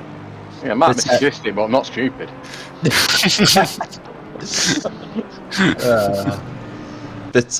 Well, thank you very much, guys. Best of luck to your teammates. Best of luck to you guys for the rest of this race. Definitely rooting for you, Chris. Definitely want to see you higher up, at least towards the end. And yeah, best of luck. Let's see what Simon can do. Thank you very much, and thanks to Dimitri and Bass for organising these events. They've put a lot of work into these. And thanks to the commentary team and the broadcast team. Mr. Prowley, hello. Well, I am dual. He's a commentator now. Yeah, I am multitasking this evening. I'm trying to commentate, and the hot news is that Mr. Vidago is now pitting for Mr. Pinchbeck to take over that lead car. So we will now start to see what the lap times are that Chris Pinchbeck will put in. Will that gap come down? Will there be a challenge for the lead? I don't think so. I think Pinchy will be consistent enough, albeit possibly not as quick as Kieran. He's had some time off. He's getting back into the sim, but yeah, this is where it could all change. The weather conditions aren't changing. It's going to remain wet for the next 30 minutes at least, and we've got just under an hour now of racing. The clock's just gone under 59 minutes left, so it's nothing's changing apart from the driver lineups. Well, I'll love you and leave you guys. So Absolutely, thank you very much for bringing us in. And Steve, I know you can't multitask, so see you later on. Hello, Chris. You alright, mate? Bye, Same guys. as well. See you later. Same Cheers. as well. Thanks Thank for you very dropping much, by, guys. guys. Cheers. Thank you. Bye bye. Thank you. So thank you very much to the number 29 car, James Mead, and to the number 13 car. Always a pleasure to have Chris in the booth, isn't it? Yeah, absolutely great character, and that's the thing about the whole community. It's a fantastic community. Everybody is willing to have a laugh with each other, but they're also very willing to help each other out. We've got drivers of all ability within the community driving on ACC, AC and iRacing at the moment, so anybody wanting to join the community should hit the link for Discord, get involved and get on track. It doesn't matter whether you're an alien or a noob, there is somebody willing to help you, and there's always somebody to race against.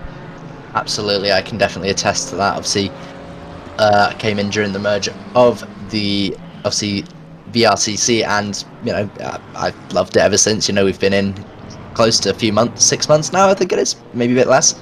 But the racing has always been great. So, and you seem mad enough to let me in here. So, obviously we've got Chris Pinchbeck now out in the lead. I can't see quite how far ahead yet. Vickers, in fact, I think Chris Vickers has been in for his stop, which means that number 29 car has lost a position in stops. So the biggest loser there, I think, is actually the number 29 Porsche. We'll wait to see whether he has been in for a stop. But David Lenson taking over for the number 43, Chris Pinchbeck, in the 71. If Kieran is watching the stream, I'd love for him to come in and chat with us just about that alien performance. In fact, there you go. He's come back out 38 seconds to the good of Lenson, so that's just mad. In a 2.4 hour race, you look at that gap and you think that was something over maybe 6-7 hours, not an hour and a half of racing. Yeah, I mean he's got a lot of lap time there that he can actually, as a cushion, over a second a lap, he could afford to lose and not lose that gap.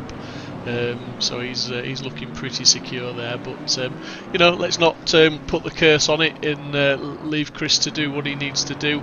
We have got a couple of other battles going on. The Jag is still battling. You didn't expect anything else, did you? Absolutely. Well, while we were interviewing, he did throw in times. I was watching, I was like, oh no. We've got Scott Wilson asking when we do get another driver in about the standing situation. I mean, I think you can see from the stream, very wet. It's the kind of weather that I've seen. The standing water will never disappear. It looks dry, or looks drier on that line, but the amount of standing water that will still be on there is going to be large. As that looks like Verency's come back out of a gravel trap somewhere. He's getting back up to speed now. That must have been out of a gravel trap somewhere because he's gone a bit slow towards the higher pin. So yeah, Raymond Lewis. He just went off there, and ran a little bit wide and got it all messed up a little bit, but managed to catch it all and get it back on the track. And there's been a few incidents like that, and understandably so. It's very difficult at the moment. But Chris Hill's teammate Simon Pike in P19 looking to move forward now, and he's on the back end of that number 74 of Alan, the Aston Martin, and he's looking to try and go forward.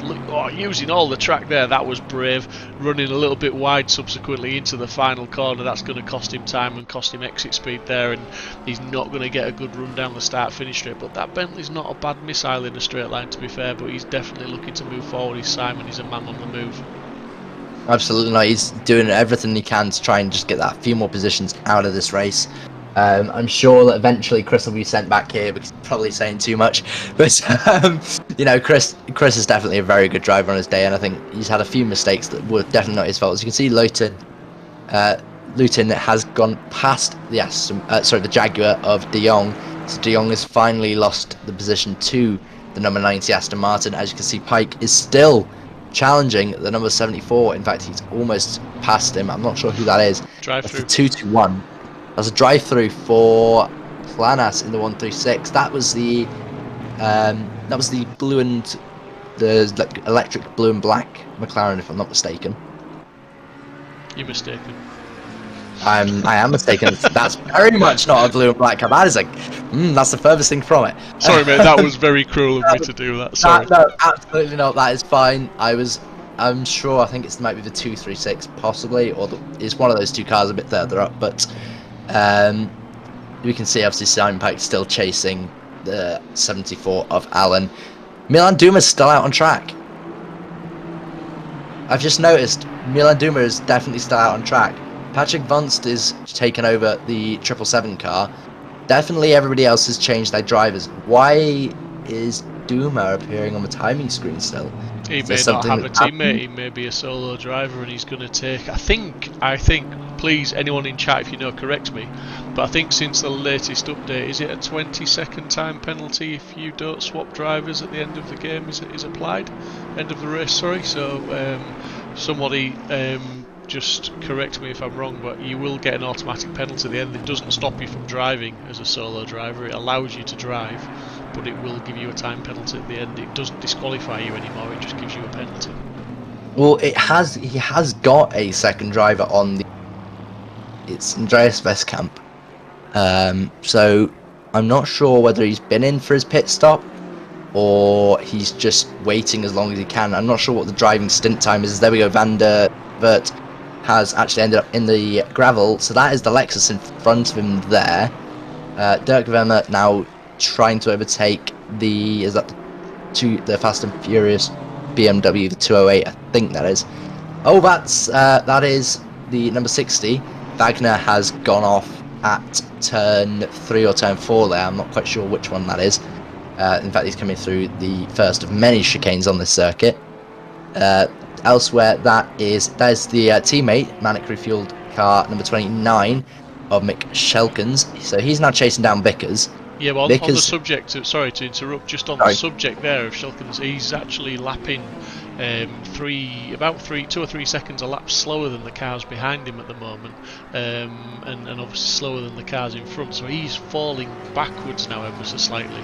So it's going to be interesting to see, because I think we're going to have a battle on for this position very, very soon. As we can see, Adrian in the McLaren 77 McLaren is 1.7 behind, but that gap's not 1.7 there. That's going to refresh very soon, and it's going to be a lot closer. There you go. It's that is very close. So yeah, to answer your question, Mark, if you can drive solo, however, you incur a heavy penalty. So you've got to basically be very quick for 2.4 hours, or have a teammate and be quick. I think obviously Milan, maybe his teammate's just not about today, but he still wanted to race. Obviously, I'm sure we'll have a chat with him after. Yeah, I think the point I was making is that the sim used to, if it was a driver swap race and you didn't swap drivers, it used to disqualify you at the end of the race. In the update, it now doesn't disqualify you, it applies a time penalty, and I'm not sure if that's 20 seconds or 30 seconds, but it adds basically a pit time to you. That answers the question. It's answered our question, he's in the pits. So we'll see where he comes out, whether he stays ahead of the 777. The 777 still yet to be penalised for the overtake on the 212 earlier on in the race. Whether we'll see a penalty before the end of the race or post-race penalty, we're not sure. I'm sure that stewards will be up to date very soon. We could see Luca Balconi now chasing Abranosa in the 3-1.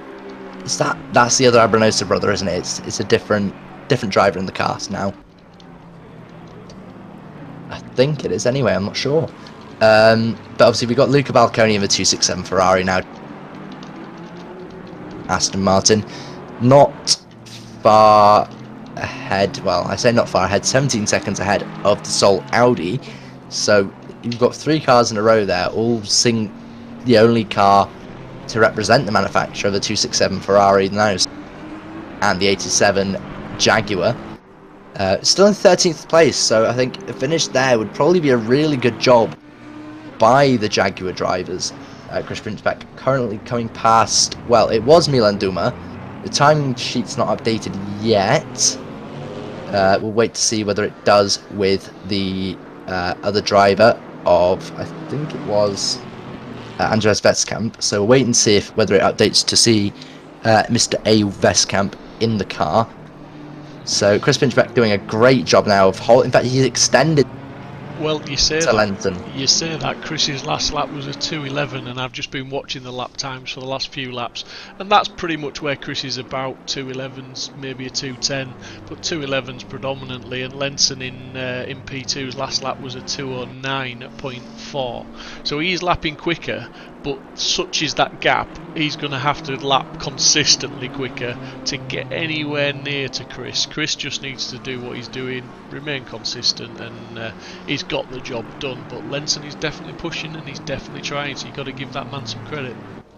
Absolutely. Well, it's a mountain of a job to try and get round. I mean, obviously, yeah, you're saying 2-minute 10 lap time, so you've got maybe, what, over 10 laps is 21 minutes, so you've got maybe 20 laps left at most. Exactly. Maybe 23, 24, I think. Is what I alluded to when Chris got in the car. I said that he's literally got at least a second or two per lap cushion before he's in any danger of being caught, so he can afford to be a couple of seconds a lap slower almost. Absolutely, and eventually this car is not going to lap that quickly. Eventually he's going to be back on the same pace. You know, not every lap is going to be a 2:09. You're going to see some across the race, and so long as Chris continues at a 2:11 pace, there's no way he'll catch him. He has to catch him at least 2 seconds a lap. Lenson needs to keep the foot down though, Adam, because I tell you what, Vickers in P3 is matching him. He's doing 2:09.5s and 4s as well. So those two, P2, P3, Vickers and Lenson are they're the cars that are putting the best lap times in at the moment, and Vickers isn't that far behind Lenson, so if Lenson were to ease off, he's only got a 4-second cushion back to Vickers. And at Kyalami, Vickers set the track alight. He was pretty damn quick once he got settled into that car. I believe he came out second driver in the Kyalami race as well, and he really did put a good stint in. So watch that gap with Vickers and Lenson. I think if Lenson drops it. I mean, his last lap again, he was a 2:09.9. Pinchbeck was a 2:11.4, and Vickers has done a 2:09.8, so he was a 10th quicker than Lenson. So that gap between them two, Lenson can't afford to ease off, and he can't afford to make any mistakes because Vickers is on a mission.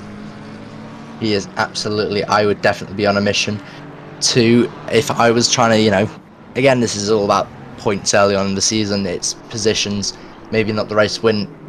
Obviously, early on in the season, race wins aren't important. It's about getting those points and keeping consistent points every race. Look at this battle. That's a brave move. He went for it there. Abranosa is massively under from Luca Balconi here. Balconi's good outside, thinks better of it. Breaks a bit earlier than the Aston Martin. The Aston Martin has the line. All of a sudden, the Abranosa 3-2-1 car. I believe Torri was the first driver for that car. So it was running really well at the start of the race, challenging for P4, had the pace for P3, maybe even P2, but now is further back in P10, currently at the end of the P10, obviously P1 to 10. Yeah, well, it's potentially running with some damage unless they repaired it, because remember it had the heavy hit on the pit wall as he entered the pits. It went in sideways, and there's a little Aston Martin facing the wrong way as well. Aston Martin looking wrong way, that is 73. That is nowhere within 20 at least, so it's further back, so it's not anything that's going to be completely worrying any drivers currently. There we go, Andreas Vestkamp. That was a very, very long stint by the 2-1-2 in the first stint by Mr. Duma. Milan running for close to 2, I think just over 2 hours. Sorry, no, close to 2 hours, I apologise. Chris Vickers there in the 333, so that's Team Abbey Racing 333. It was behind its sister car. Now is the lead of, I think, of the two cars. I'm not sure if they have more than two on the grid.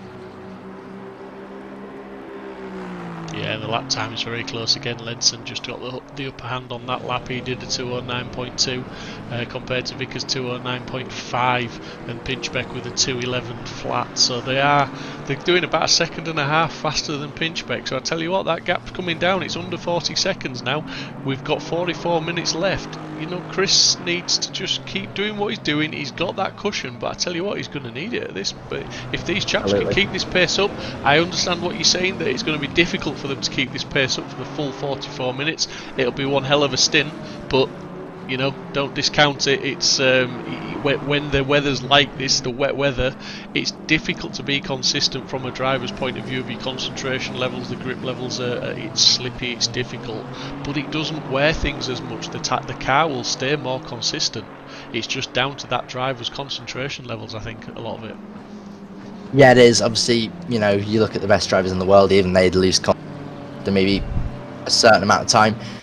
These guys are very talented. There's Adrian in the 70 car. So that's another one of the Manic cars. In fact, so Manic are running P4 and 5. And I think they've also got the 60 car, which is Wagner in P9. There's Pinchbeck now. So the best car, I think it has still got, it's still got the fastest lap. You can see the purple number indicating the fastest lap. So Vidago did set him up for 2:08.3 was the best lap. Yeah. So obviously Vidago has set him up for, you know, any easy runs of the line, but equally it could be very, very close in this in the last 20 minutes, because if they keep running at 2 seconds a lap catching him. Oh, Lenson! That's Lenson. Like I said, in fact, there's Vickers. Vickers is coming straight through the chicane now. So, well, the car that was driven by Paul Cook, the 91, now driven by Tails. Or twos. Obviously, if I pronounce the name wrong, I do apologise. So Lenson making a mistake there. Vickers is now just over a second away from I tell you what, I'm going to put my lottery tickets on there. I'm going to put my PayPal in the chat. Just, I think I deserve a tip there for switching the camera back just at that exact moment in time, just to see Lenson make that mistake there, and that's cost him dearly now. And he's going to have Vickers, who's just at 1.1, and that's going to make all the difference for Vickers now, because he can very much see Lenson, and Lenson, it just goes to show they are pushing hard. And you were quite right, you know, the mistakes can come in, and that's what's happened there. Lenson is pushing. He was consistently in the low 209s, which on this in these conditions is a quick lap time, but he just pushed it over the edge a little bit there now. So Vickers, he's got that bit between his teeth now, and I think that's given Pinchbeck that little bit of breathing space back again. But Vickers, he's very much the bit between his teeth now, and he's going for that P2. He can see it. He's going to try and close that gap down now. Absolutely, I would be very, very nervous now. I think Lenson will possibly have the bit between his teeth, trying not to show any form of fear or panic, because that could have been very costly. That's a move for position. Adam there with the McLaren. That's two teammates. I think those are both Manic cars. Confirm it with, you know, correct me if I'm wrong. They're both Manic cars. That's teammates. Obviously different cars, different manufacturers there, but equally both racing for position here. Obviously, eventually, you sort of slowly see your teammate less as a, you know, companion and more as a rival when you get towards the end of the race, and you're fighting for positions. So there's Patrick Vance. In fact, there you go. Vance is on the back of Vestcamp. Yeah, this is a battle for the lead now. Vance is very quick. We both know that, and you can see that the McLaren's actually carried any damage, so they've not repaired any damage to try and take the advantage. Vance's car looks clean, so I think the McLaren's got damage. I'm not sure how much, but that looks enough to be a massive difference between the two. Yeah, absolutely. But that Porsche is a pretty good all-round car as well in the GT4 class. It's relatively stable in these wet conditions, and you can push it quite hard. It's got some good straight line speed as well. It's not such a bad car, so he's going to be. I think he's going to be up for the fight with Westcamp, and he's going to keep applying the pressure and trying to move forward. He's lapping around about the same sort of lap times. There's not a lot in it. It's only maybe a 10th here and a 10th there, but he's got 40 minutes to apply the pressure and maybe take a GT4 class win. Absolutely. Patrick Vance is not going to let up easily. He's only 7 back now, and that's going to be very, very interesting. Progresses as the race goes on. We might have a very, very fast driver in the shed now, waiting to talk to us. In fact, there he is. Good evening, Mr. Vidago. Hello, Adam. How are you, buddy? Very good indeed. I've had a fun time in a wet car. Absolutely. Well, I mean, first of all, well done on the stint. We were obviously we jumped to you and you're running away. You know, you've taken everything and you've done a runner. Yeah, it's fun. My favourite conditions are all wet, so yeah, it's good. Well, so I was sorry, just going to quickly cut across. That's Adrian, Mr. Adrian, in the wall somewhere. That's a lot of damage on the 77 McLaren there. Front end looking worse for wear. In fact, there is your teammate, Mr. Pinchback, now on the screen. How was the stint for you? Oh, it was really good. Yeah, really fun. Yeah, just put the laps in. Just kept trying to stay at like reasonable lap times and just break away. I got a nice gap, and then it was just about doing sensible traffic management with the GT4s and the other lap cars. And yeah, I noticed that a gap was building more and more. Yeah, it was fun, really fun. Absolutely. Well, you inherited the lead pretty much right from the get-go. Obviously, having a bit of fortune in terms of the incidents in front of you. Very lucky not to be collected at the start there, I think. Well, I got ahead straight away, and I saw it in my mirror. I don't know really what happened. I just saw the blue McLaren sort of sweep across the track. I was like, what did happen? McLaren got collected by McLaren that collected a Lexus. Beautiful. So it does happen, unfortunately. Obviously, it gave you the ability to drive away. Your teammate being caught slowly here, obviously a little bit of luck in terms of the incident, almost incident a few minutes ago from Lenson. Obviously that's going to put him into Chris Vickers' clutches a little bit. The gap has expanded, but obviously this series being 2.4 hours is a little bit longer than your normal sprint race, which means obviously tyre management, fuel management becomes a bit more of a factor. Did you at any point feel like you were, Chris Pinchback's around, he's in the wall, not in a big way, but that's going to be a fair bit of damage to the aerodynamics, which is not what you want in this race. So the luck for number 71 has slowly started to come out here, just as Kieran Vidago joins us. Please don't sue me. I don't have the full commentator's curse yet. I think that was Mr. Buxton's fault. It's not even here. How can you blame him for that? I don't know. I just think. To be fair to Chris, though, he's recovered that pretty quickly. He just got the tap on the wall there, managed to get it turned around, and he's still got a relative gap that's just going to come past the timing zone now, and we'll see. We'll get an update in around about 20 seconds time. I think he'll still be over 20 seconds ahead. And those guys, interestingly, they were lapping in the 209s. They are now lapping in the 210s, so their pace has dropped off. And I think Vickers has definitely dropped off because he's now 4.5 seconds behind Lenson as well. So Lenson's opened that gap up to him as well. So we'll just see. Should still be about 30 seconds, I think. If that's right, it's about maybe 31, I think. Yeah, I think it'll be about 31 across the line, maybe 30 even. It's still safe, and it's a wake-up call for Chris, isn't it? You know, maybe just put him on edge that little bit more and just up the concentration level a little bit for him. Got away with it, really. Absolutely. Very, very lucky there. That could have been a race-ending in fact, there you go, exactly what I said about 31 to 30 seconds.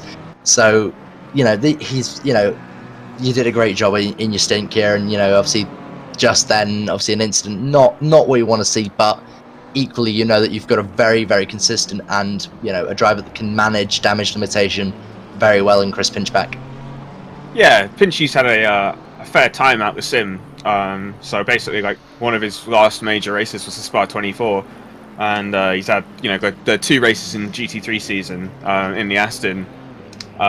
He's not really gelling with it in the Aston, and he had his first drive in the BMW yesterday with me, and he really likes it. So yeah, I just said to him, let's do this 2.4 series and just get you to get back in the sim and get you driving more, because he's just been away for too long, and it's sad not having my good buddy Pinchy with me all the time. Well, I mean, you did a great job either way, bud, and, you know, definitely picked a good partner in Pinchback in terms of, you know, that ability to just pick the car straight back out of the wall and carry on again as if, you know, he's driving as if nothing's happened. The car seems to be driving okay from, at least it looks a bit worse aware at the front, but obviously the great thing about the virtual series like this is once you're in the wall, you can just pull it back out and carry on. Yeah, exactly. And luckily we're in the wet, so downforce isn't hugely important here. You know, you're going slower. Absolutely. Well, thank you very much. I wish you best of luck. I think you should probably go back and just check on Mr. Pinchbeck to make sure he's okay. Make sure his pants have been changed. You're offering to do it for him, are you? Exactly. Yeah. I've got a quick question for you, Kieran. Just obviously, you know, after round 1 at Kyalami, you won that race yourself and Dean by a huge margin. Showed some great pace there, both of you. And then you come here, obviously you didn't manage to get it on pole, but I mean the conditions in qualifying, it was a bit of a lottery, wasn't it? So many cars on track and such wet conditions anyway. But when it comes to the race, you've just done what you do. You've put the lap times in, you've extended the lead out, you've given Pinchy a massive cushion to go. Do you feel that, does it put any pressure on you now at round 3 as the driver with the target on his back? Because yeah, everybody's full of praise for Verdago. Verdago is too quick, Verdago's the quick man. Do you feel that pressure, or not until I mentioned not really. it? No, not really. No, I was just enjoying driving, really. Enjoying doing the races. There's no real pressure. You know, it's not like I'm getting paid for it, so maybe I was getting paid. Wink, wink, nudge, nudge. Anyway, time you went back to see Pinchy. Yeah. Cheers, guys. No, great. Best of luck for the rest of the race. Yeah, cheers, guys. Hope we see you afterwards. Cheers. Thank you very much. Bye. So that was Mr. Verdago from the number 71. Well, as his teammate has a little bit of a brown trouser moment through the interview there. We can see Adrian back out. That looks repaired. I think he's been into the pit lane. This has allowed Chris Vickers, obviously, a bit of breathing space. He's pulled away from the number 29 Porsche to Horst in the 69 BMW. I think he had a penalty as well, which that was almost curtains again for Mr. Dan Lenson. He was throwing it a little bit more recklessly through that. He wants that win. I think he knows that he's got the pace if he can keep going to try and catch Pinchbeck. But again, it's one thing to catch, it's one thing to overtake. I think he's going to struggle to catch him. I mean, Pinchy's still doing the 211s, so I don't think he's picked up too much damage, if any, from that little bit of contact there. He's still lapping in the 211s. These guys, Lenson and Vickers, interestingly, on the last lap were back into the 209s, and Lenson was a 209.2. So he was pretty quick. That was, you know, a good sort of almost 3 seconds quicker than Pinchbeck. So he's definitely got the lap times if he can keep doing that. But having said that, his last lap there with traffic was a 2:11.6. So he's not going to get a clear enough run. I don't think he's going to be able to maintain those lap times. So as long as Chris doesn't make any more of those mistakes, I think he's got it in the bag. If he can just keep plugging away with the 211s, he's okay. Absolutely. I think it's going to be very close. I mean, we've got half hour left, running about 2 seconds a lap. I'm just doing the math in my head. I think it could be down to about 5 seconds across the line. Vickers last lap, 2:08. Oh, wow. So Vickers hasn't been told clearly that his tyres are going to be wearing, and he's run away. The gap at this point on the last lap between him and Lenson was over 5 seconds. It's now 2.6 seconds. That last lap from Vickers was a stormer, a 2:08.3. That was, in fact, it was a 2:08.365. The fastest lap of the race from Verdago was a 2:08.32. So it was only like 4 thousandths off getting the fastest lap. So he's got some real pace, and I did say that. I said watch Vickers. So Vickers and Lenson, both cars with pace. It's just a case of whether they can get that clear track. And obviously something happened to Vickers at some point, because he was right on the back of Lenson. Then he got gapped and dropped off. So they are struggling to consistently put those laps in, but they have definitely got the pace. They have, and again, obviously, it's one thing to have pace, it's another thing to be able to have that pace and stay consistent.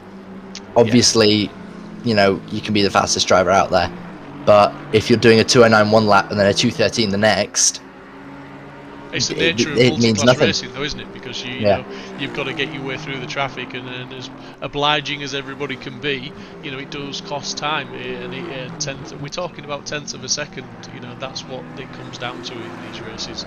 It's tenths of a second all the time. You're absolutely right. Pinchy did a low 2:11 that last lap, and Lenson he's coming round now just to cross the line. We'll see what he did, and he's done a 2:08.8. 2:08.8. So these two, there's a 2:08.7. So Vickers is catching. This could be actually what Pinchbeck needs.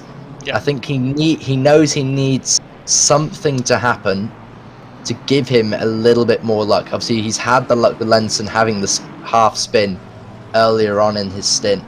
He's had the luck with Chris Vickers now catching Patrick Bunce there. You can see he's actually pulled a bit of a gap, I think, he's got from past Westcamp, obviously. 2-1-2. There you go, 10 seconds. Last time we looked at once, he was in second place, so he's obviously got the pass done and got a gap pulled out. But as you rightly said, that McLaren looked like it was carrying maybe a bit of damage, whatever. Patrick once had the pace, he's got past, he's got the gap, and it's looking like he's going to consolidate that gap and just bring it home for a P1 in class if he can just keep doing what he's doing with 28 minutes left to go.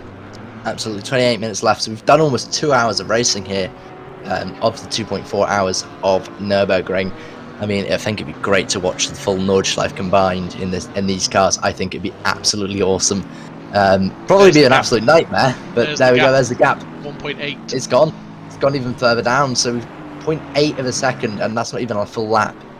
So Lenson just cost himself some time there. As you can see, he ran a little bit wide, got off the track, onto the gravel, and that's going to be right on his tail now. And Vickers is looking like he's going to try and make a move. He's certainly filling those mirrors, and he's got the bit between his teeth again. As I said earlier, he's really now putting the pressure on Lenson. And as you rightly said, this is what Pinchbeck needs, because if these two do start battling, it's going to give Pinchbeck a little bit of breathing room, because their lap times are going to get larger.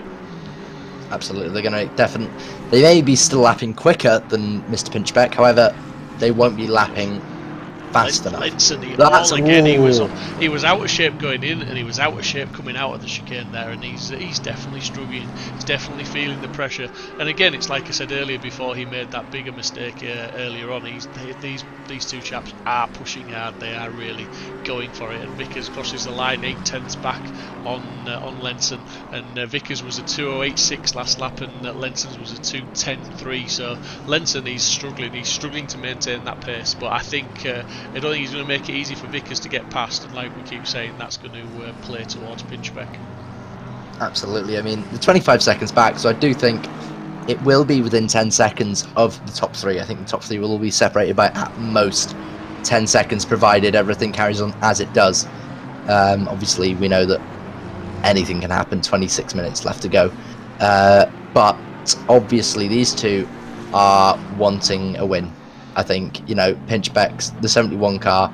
Vidago wants to continue with, a winning form, 2 from 2.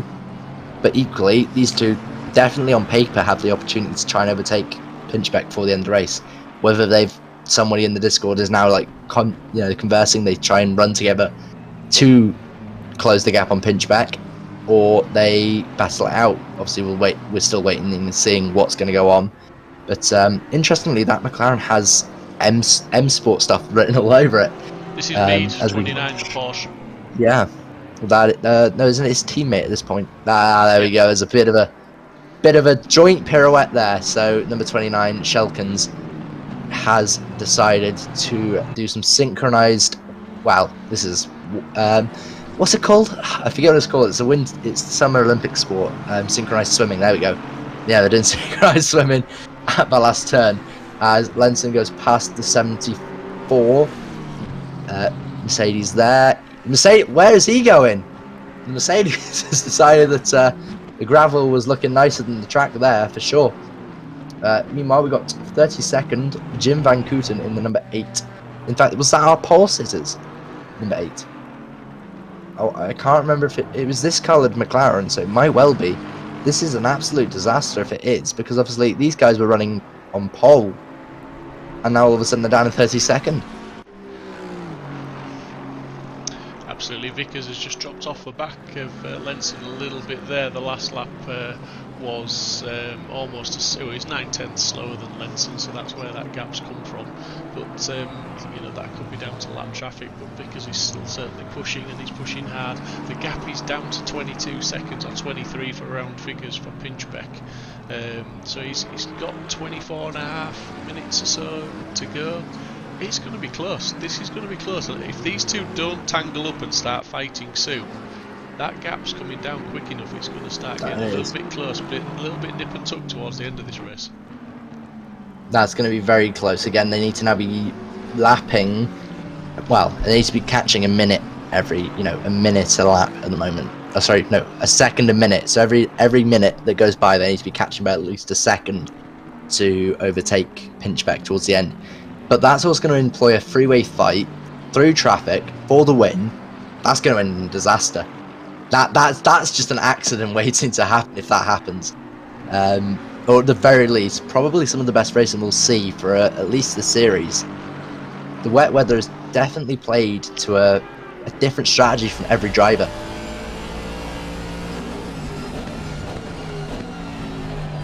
Yeah, I mean, because he's pulling the gap down a bit now, but I mean, look at the conditions they're still battling with. Obviously, the conditions aren't going to change now for the rest of this race. It's showing it's rain, so there's one thing they've not had to deal with any changing conditions, but oh my god, the visibility is just, it's difficult, isn't it? It's one of those tough ones, but Vickers is doing a great job. He's clawing that gap back down again. He's got it down to within a second again. So Vickers, I think, is the faster of the two. He just seems to lose a little bit of speed here and there through maybe just little mistakes, little errors that cost him a few tenths here and there, but then he closes the gap back up again. Absolutely. It looks like these two are going to be fighting to a ridiculous pace in the wet. That is beyond what anybody should be going in the wet. And bear in mind, he's doing all this behind a car that's creating spray in traffic. That's a silly. Oh, he's down. He's round. He's round. We say this, and the commentator.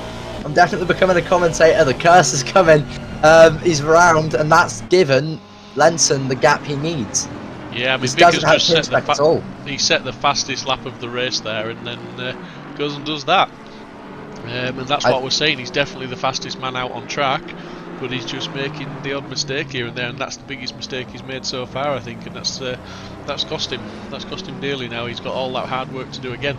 I think he will catch. Oh, he's just understeering. He's that tire. Those tires have got to be a bit damaged now. I think spinning like that.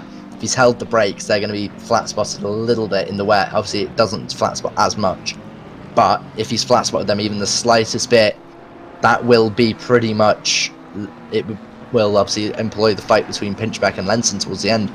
Lenson 20 seconds back, so in theory, on paper that's enough to catch. We're now about 10 laps away from the end, so we're going to see about 65 laps. All he needs to do now is catch about 2 seconds a lap, like he's been doing for the past few laps, and it could come down to a white flag finish. Very last lap, and Pinchbeck could be under attack. So the Team Rocket M-Power McLaren. So obviously, I think the last time BMW and McLaren worked together would have been on the F1, wouldn't it? So that's a lovely livery as well. It's a very nice livery. That is now catching the SSRI car of Pinchbeck and Vidago with 21 minutes left to go. We're going to see the gap come down, I think, again below the 20-second mark now. There you go. That's 2 seconds a lap. So I'm not sure what Pinchbeck's last lap was. 2:12.6. There we go. So 2:12.6. It is pretty much 2:10.6. So it's exactly 2 seconds lap. So that is enough for him to, on paper at least, to catch. As there you go, Abranosa goes past Wagner. Wagner's got a 15-second penalty. And in fact, there you go. That will probably promote the Jaguar into the top 10. If we see the Jaguar in the top 10, that's got to be, for me, I know Pinchbeck and Vidago, if they win this, would be the driver of the day, but the second driver of the day has to go so far to this Jaguar. They've been driving you know, beyond what that Jaguar is capable of on paper, I think. Yeah, to be fair, it's not the easiest car, but the rain is the greatest leveler, isn't it? It does equal out performance somewhat on some of the cars, but it's still a great drive to bring that Jag home in what is currently P11 at the moment, but he's going to lose that position now. Just got a little bit loose, and he's still loose, and that's going to be maybe even a bigger issue for him there. But he's trying very hard. He's going to. Oh, that was. Oh, I was waiting for that just to go round at Schumacher S's there. So as they come to the left-hander now, he's about maybe a second and a half to 2 seconds back now. Wagner has his 15-second penalty, so we're still pretty much being 11th place regardless. That'll be interesting to see what the gap is. So we're under 20 minutes away from the finish. 2 hours gone. We're in the .4 now. Chris Vickers 3.7 back from Lenson after that half spin. And just got all out of shape. You can see there the Team Rocket N-Power car stuck behind a sister McLaren. I couldn't see the number on it. That is the 77 of the 77 of Adrian. P13, so we'll see what the gap is. So these guys are lapping quick enough now to lap. You know, P13. P13's fighting back. That is not what they need. That's another 2 seconds out. I'm not sure if he was fighting back or just getting out with the spray there, to be fair. There we go, there's the GT4 car getting out of the way as best he can. Stays clear. So there we go, he's got back in front of him. That's going to be a few tenths lost there this lap. So Lenson's now got to make those tenths back up across the lap. Obviously that will give Pinchbeck a little bit more breathing room. Still made 1.8 seconds up on the last lap, did Lenson over Pinchbeck. This is going to come down to the last lap. I'm calling it now that you do not want to go anywhere, because this is going to come down to, and if it does, my God, what a finish we've got on our hands here, ladies and gentlemen, and people of all ages. Definitely, you know, share this now. We've got 18 minutes, and this could come down right to the wire for a race win between Chris Pinchbeck and Dan Lenson. Chris Vickers isn't actually out of this battle yet. All it would take is a small mistake from either driver in P1 and 2. But there you go, there's another gap. The gap's now extended by 0.4 seconds there. So Pinchbeck given a little bit of breathing room by the back markers. Obviously, but the same time, he's got to go through the back markers. Obviously, they're catching them at different points. And I think that's what's playing into Lenson's hands. Possibly that traffic as well is giving him the greatest opportunity to overtake. As we're watching the 69 and the 221 fight for P4, so this is outside of the podium positions. It's still very much a case of BMW versus BMW. So in theory, if Lenson and Vickers have an accident, we could have a BMW 3 here. So the 221 following the 69 here to Horst versus Reinen. I'm probably butchering that name, I do apologise. VT Reinen in the 221 Downforce Esports car. Black versus white BMW here, and so far the number 69 is holding out. Balconi on the back of the Lexus of Kroll, I believe brother, maybe cousin of the initial driver Tim Kroll in the 33 Lexus there. The Lexus actually has made its way back up, which is really good to see it back up in 7th place. 267 Ferrari looking down the inside. That would be a good move if he pulls it. He does pull it off. That is a very, very slick move, a very nice move, and that's Luton off. Does that mean the Jaguar? Sorry, definitely not rooting for the Jaguar now, but the Jaguar definitely back up into 11th place there. So after a bit of an incident there, Pinchbeck there he is. He is currently 15 seconds now. So do you think that Lenson's got the advantage here? Do you think Lenson can catch him? Lenson can catch him, but will the checkered flag come soon enough? I don't know. Lenson's got the pace. We have seen some mistakes, albeit we've seen less mistakes from Lenson than we have Vickers. So I don't know. Lenson's doing his last lap was a 2:09.8. Pinchy's not lapping fast enough, I don't feel. 2:11.4s. Excuse me. 15 minutes left to go. Yeah. It's going to be close, like you said, 2 seconds a lap almost. It's going to, like you said, it's probably going to come down to the last lap. It just depends how hard Lenson pushes, what traffic he comes up against, and how clean he can be. Because the one thing is, Pinchbeck has been pretty consistent with the 2:11 lap times. Lenson behind, being in the 208s, 209s, 210s, you know, he's up and down with his laps, albeit they're quicker than Chris's. Chris Pinchbeck, he's consistently in the 211s, so he's just doing what he's doing, whether there's traffic or not, he's getting 211s. So I suppose the real question here then is, if he does come under attack on the last lap, and say they do lose it on that last lap, I mean, I've been victim of the team I work with. We've had last 5 minutes and been overtaken for podium positions, and I know the pain of it. Will he rue that one mistake that's possibly cost him the race win here? yeah, possibly. I mean, but you know, we can all look back on incidents like that. But if you remember the one thing I said about Chris before he even got in the car, he runs really deep there. That's not going to do him any favours whatsoever. That's no good whatsoever. That has just cost him so much time. This definitely Lenson will catch him now. But what I was going to say before he went in there, before Chris got in the car, I did say Chris was a very consistent driver, and up until the couple of mistakes he's made, every lap he's in the 211s. That's what he does. He's literally, he ticks the laps off and just does the lap times. But yeah, he's made a couple of silly little mistakes, all due to just getting back in the sim. As Kieran said, this is only his second time driving the BMW, and it's his first race in it, I believe. So he's not really done an awful lot in it. So he's doing well. But yeah, Lenson now, we're going to see that relative time come down an awful lot more once he goes past the timing zone, and we're going to see Lenson a lot closer. And Lenson's going to see that as well. He's going to see that Pinchbeck's made a mistake, and that's going to inspire him maybe to go a few tenths quicker. Yeah, 10 seconds is the gap with 13 and a half minutes to go. But the question is now, is Vickers within the gap? Because on paper he is. He's lapping at 2 seconds a lap. I think he's within the gap. I mean, it would be...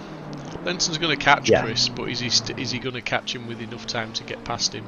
Because like you've said, catching is one thing, passing is another. Chris knows how to defend. It just depends how much overspeed Lenson's got on that BMW.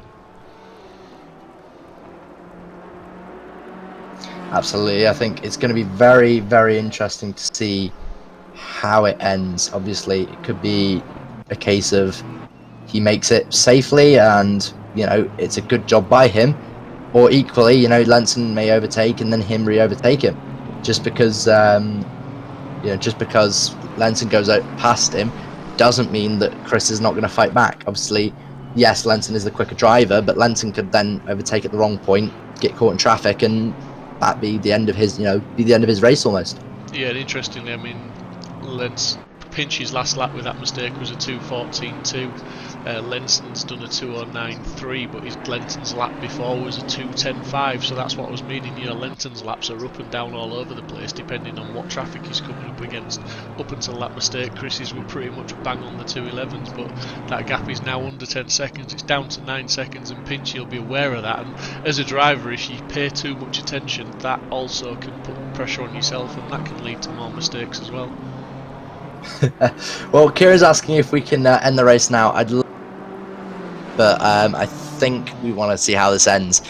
We do have another return of our best buddy. You know, we love him to bits. Mr. Hill is waiting in the shed there. Should we let him in? I think we have. Hello, Mr. Hill.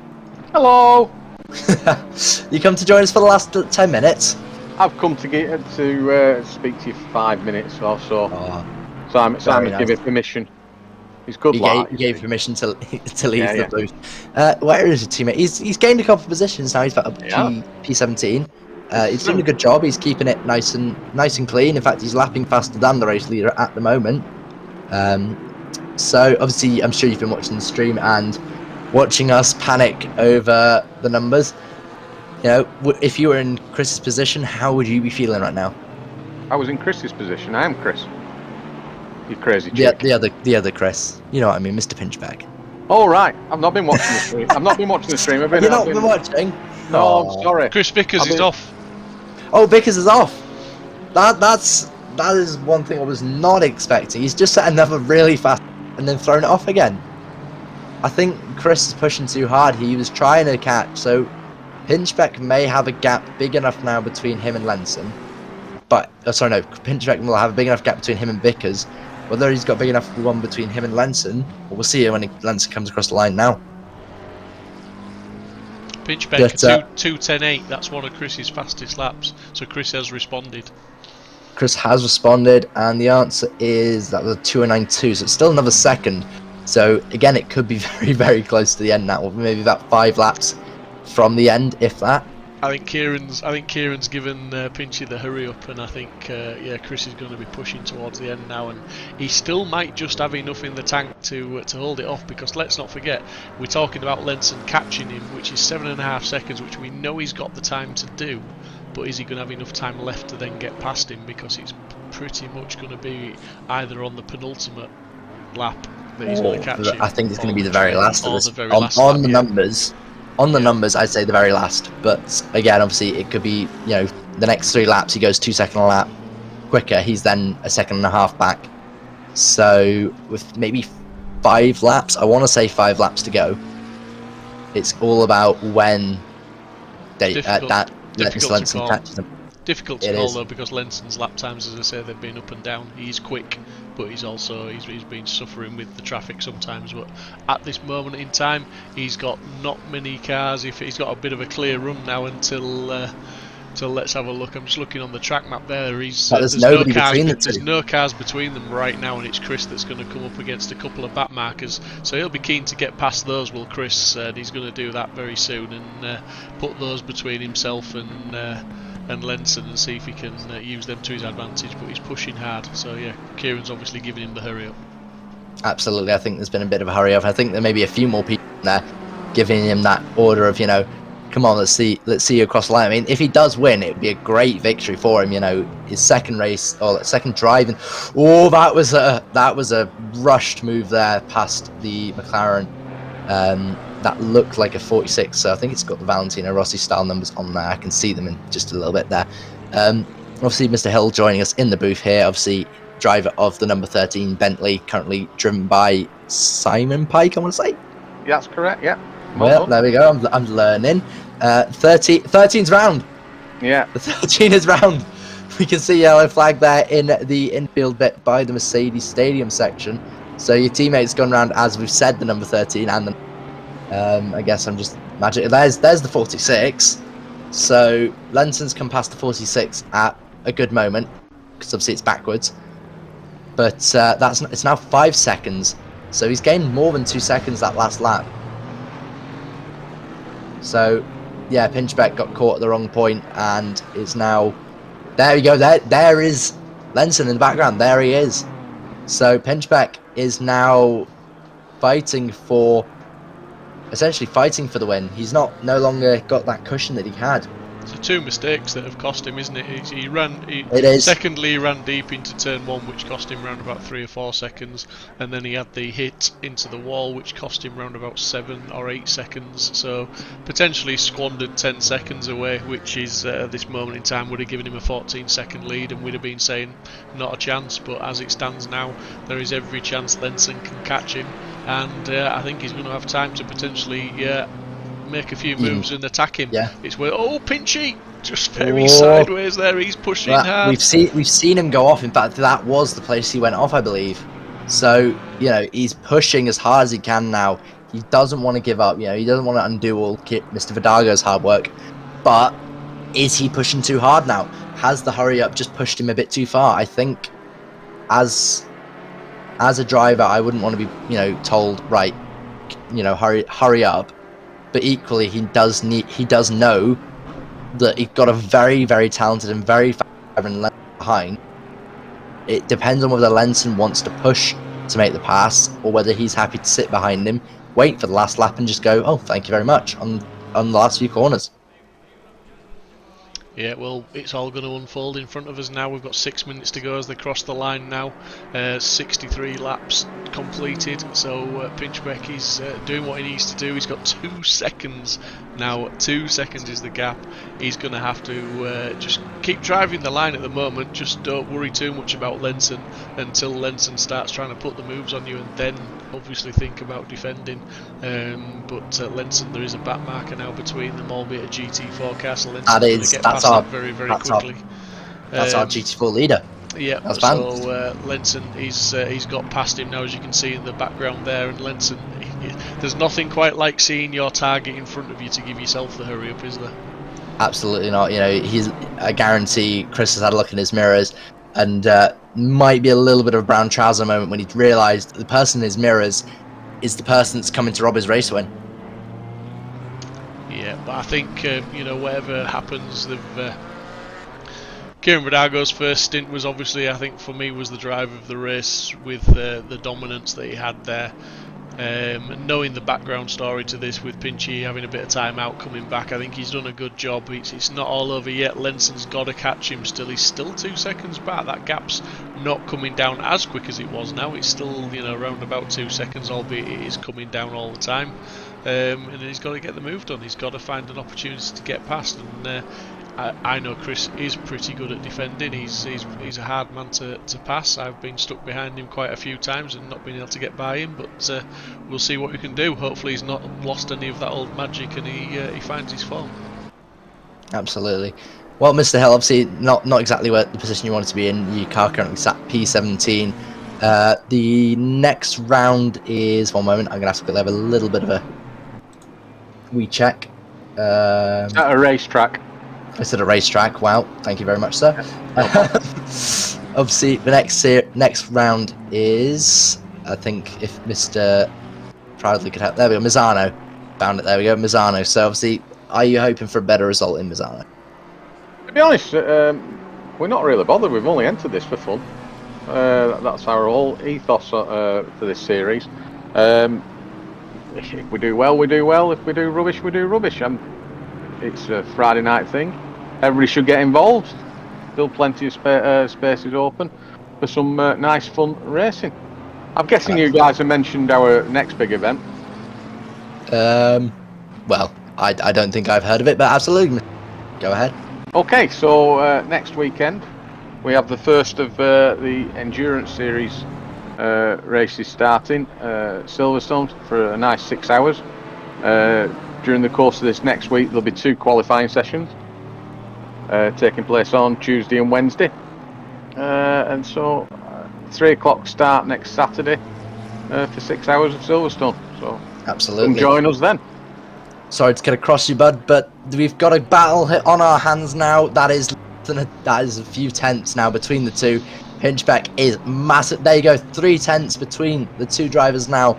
As we're coming into the last 2 minutes, this is going to be the last 2 laps of the race. We're going to have 66 laps here at the Nurburgring for the 2.4 hours of Nurburgring here with SSRI.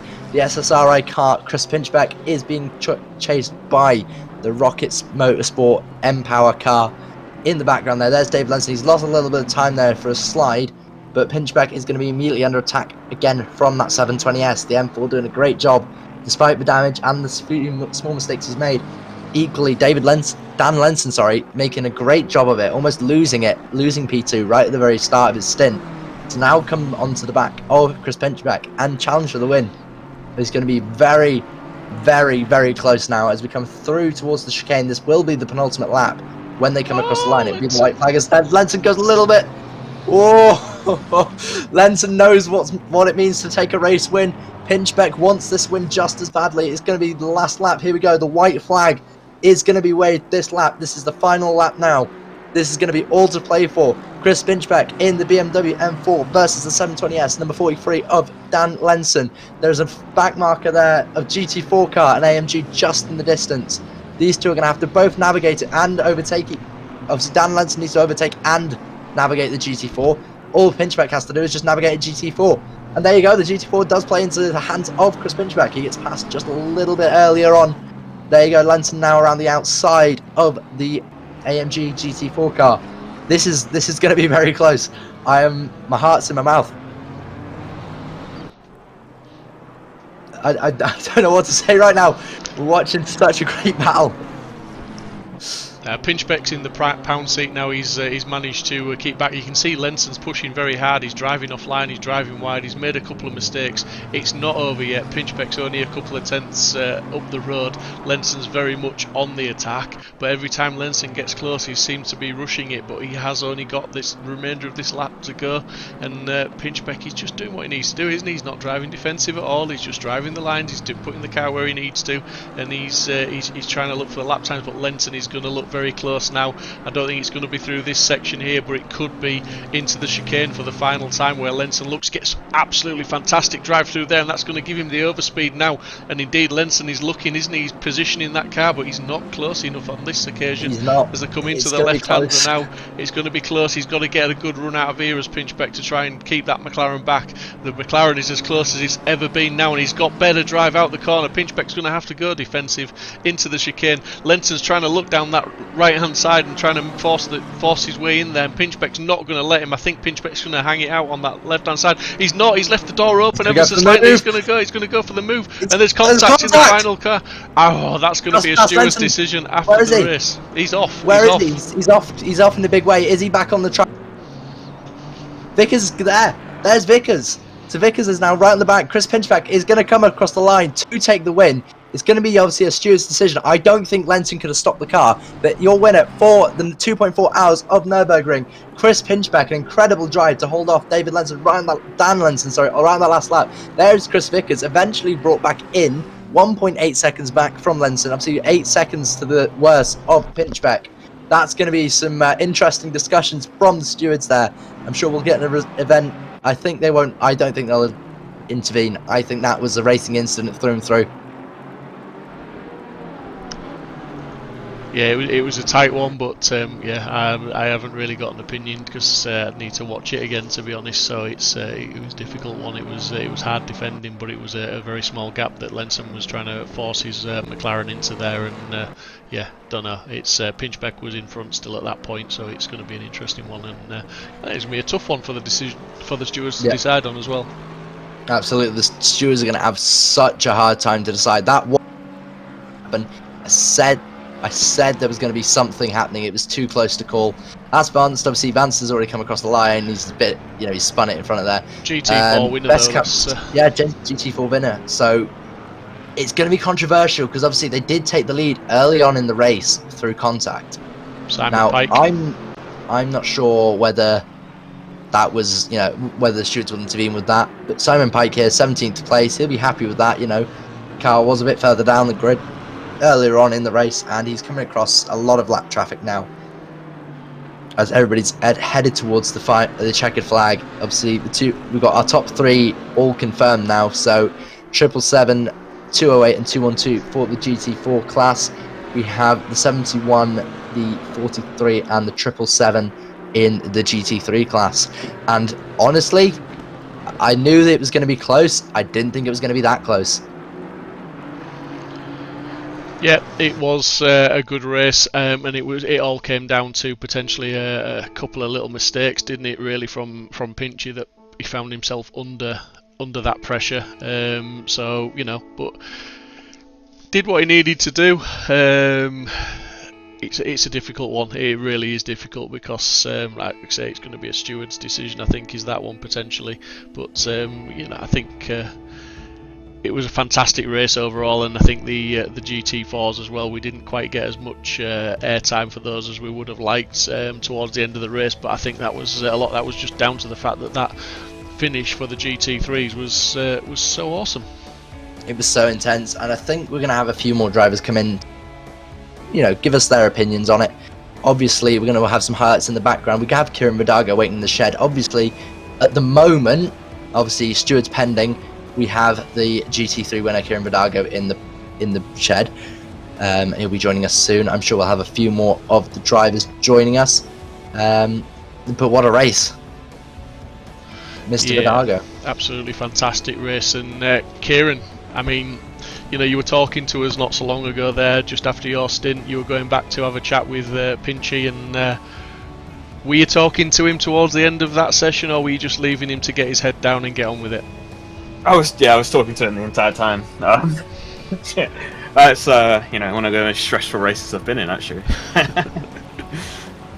Yeah, it was. I mean, he had the mistake while you were in the comms box with us that he cost him round about 7 seconds or something it was, and then he had that bit of he went deep into turn 1, ran very wide, cost himself another 3 seconds, so potentially he threw away around about 10 or 11 seconds. But I said all along, we were sort of guesstimating as to when Lenson was going to catch him, and we knew it would either be the penultimate or the last lap if the pace carried on as it was. But I did say Chris wasn't an easy man to overtake, and he proved that, didn't he? Exactly. No, yeah. Pinchy might not have had good pace, but he's got great racecraft, and you don't really lose that, do you? Yep. So he knew exactly where to put the car. He put the car, like I said, to the middle of the road. He stuck it middle of the road, and Lenson went fully inside, and little tap just before the braking zone. Lenson got on the curb. Little tap again as they start to turn in. I think it's a racing incident, but I would say that, wouldn't I? Yeah, well, I'll be honest. I've not passed an opinion on it myself because I think it's one of those that you probably need to watch it a couple of times from different angles just to see. But yeah, on the face of it, potentially it's just a racing incident. The gap that Chris left was so tight. It was such a small gap that it was a brave man that put his car in that gap. To be fair, and Chris was in front, but. Who knows? It's not my decision to make, thankfully. Exactly. Not mine either. Leave it to the stewards, and we'll probably be announcing the result through Discord at a later date. If indeed it is protested, it's only, I believe it's only looked into if it's protested. No, we've got live stewarding.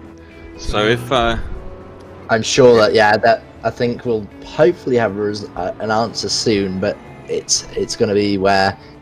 I think it was a racing incident. I think both drivers have gone for a win, and I think it was just a case of pinch back. And even if he does lose the race to P2, what a drive at the end there to keep calm, to keep under that pressure he was under from a very, very fast driver behind. You've got to be proud of him.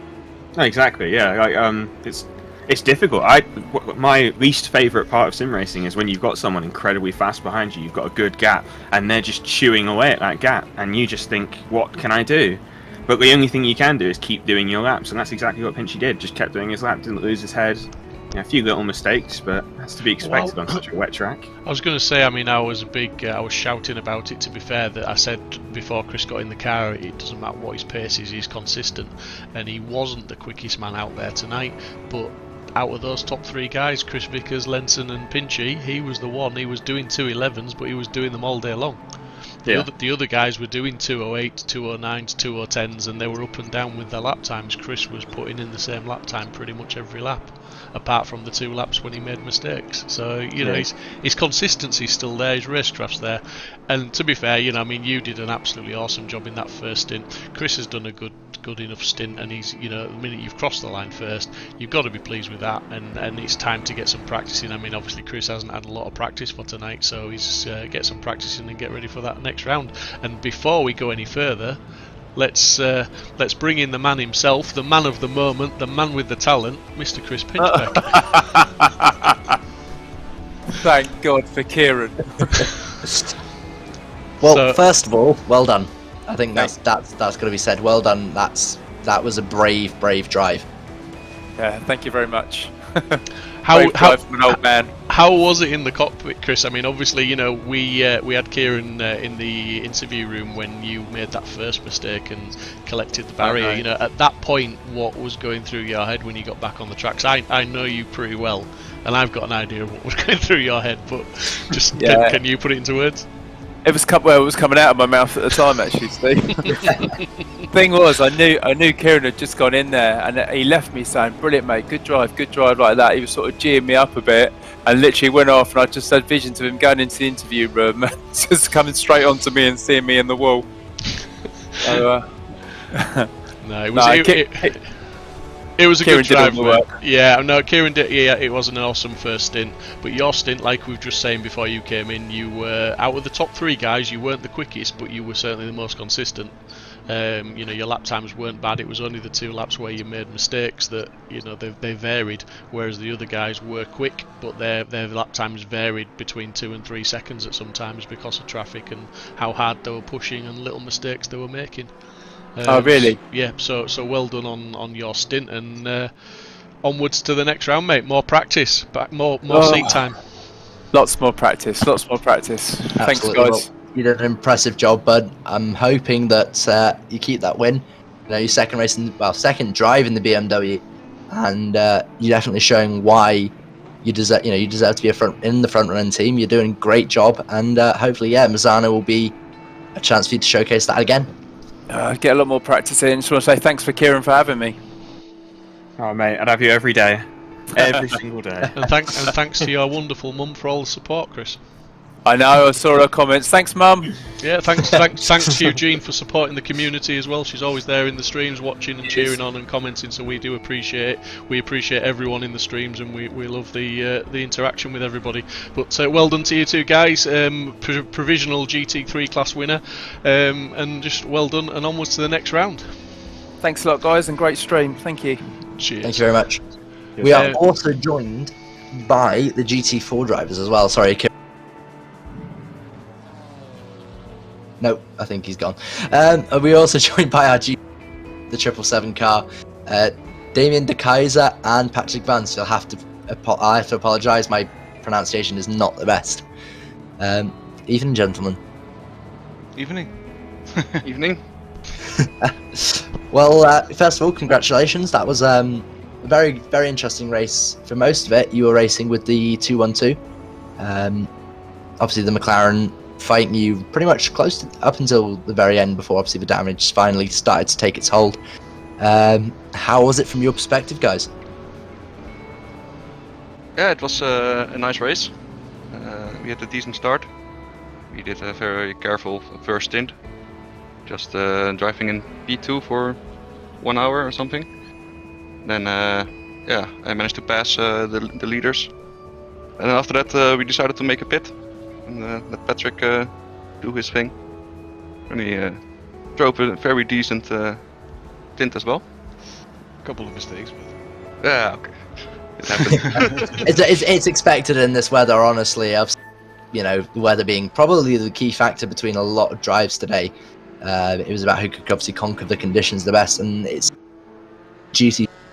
You guys came out on top. yeah, I think the weather was it suited our setup and our push very well. So yeah, I don't had really much trouble. It was just lacking some focus, apparently sometimes. So I must admit, Patrick, I did comment, to be fair, that your car, your Porsche, did look pretty stable. It looked more under control than some of the other cars around you. So yeah, it did show that you were happy with the car, to be fair. But Damien, what was it like starting in the middle of the grid there in those conditions? I mean, the visibility at the start into turn 1 must have been pretty horrendous. Yeah, I didn't see a thing at the start. Yeah, Just so brake very early, and then yeah. Yeah, and of hope course, for the best. yeah, well, of course, some of the GT3s came together as well at the start, so obviously that wouldn't have helped anybody going down there and breaking your way through the spray to cars potentially turn sideways in front of you. But no, well done on a great drive, good performance. We saw there was some good battling in the GT3s, and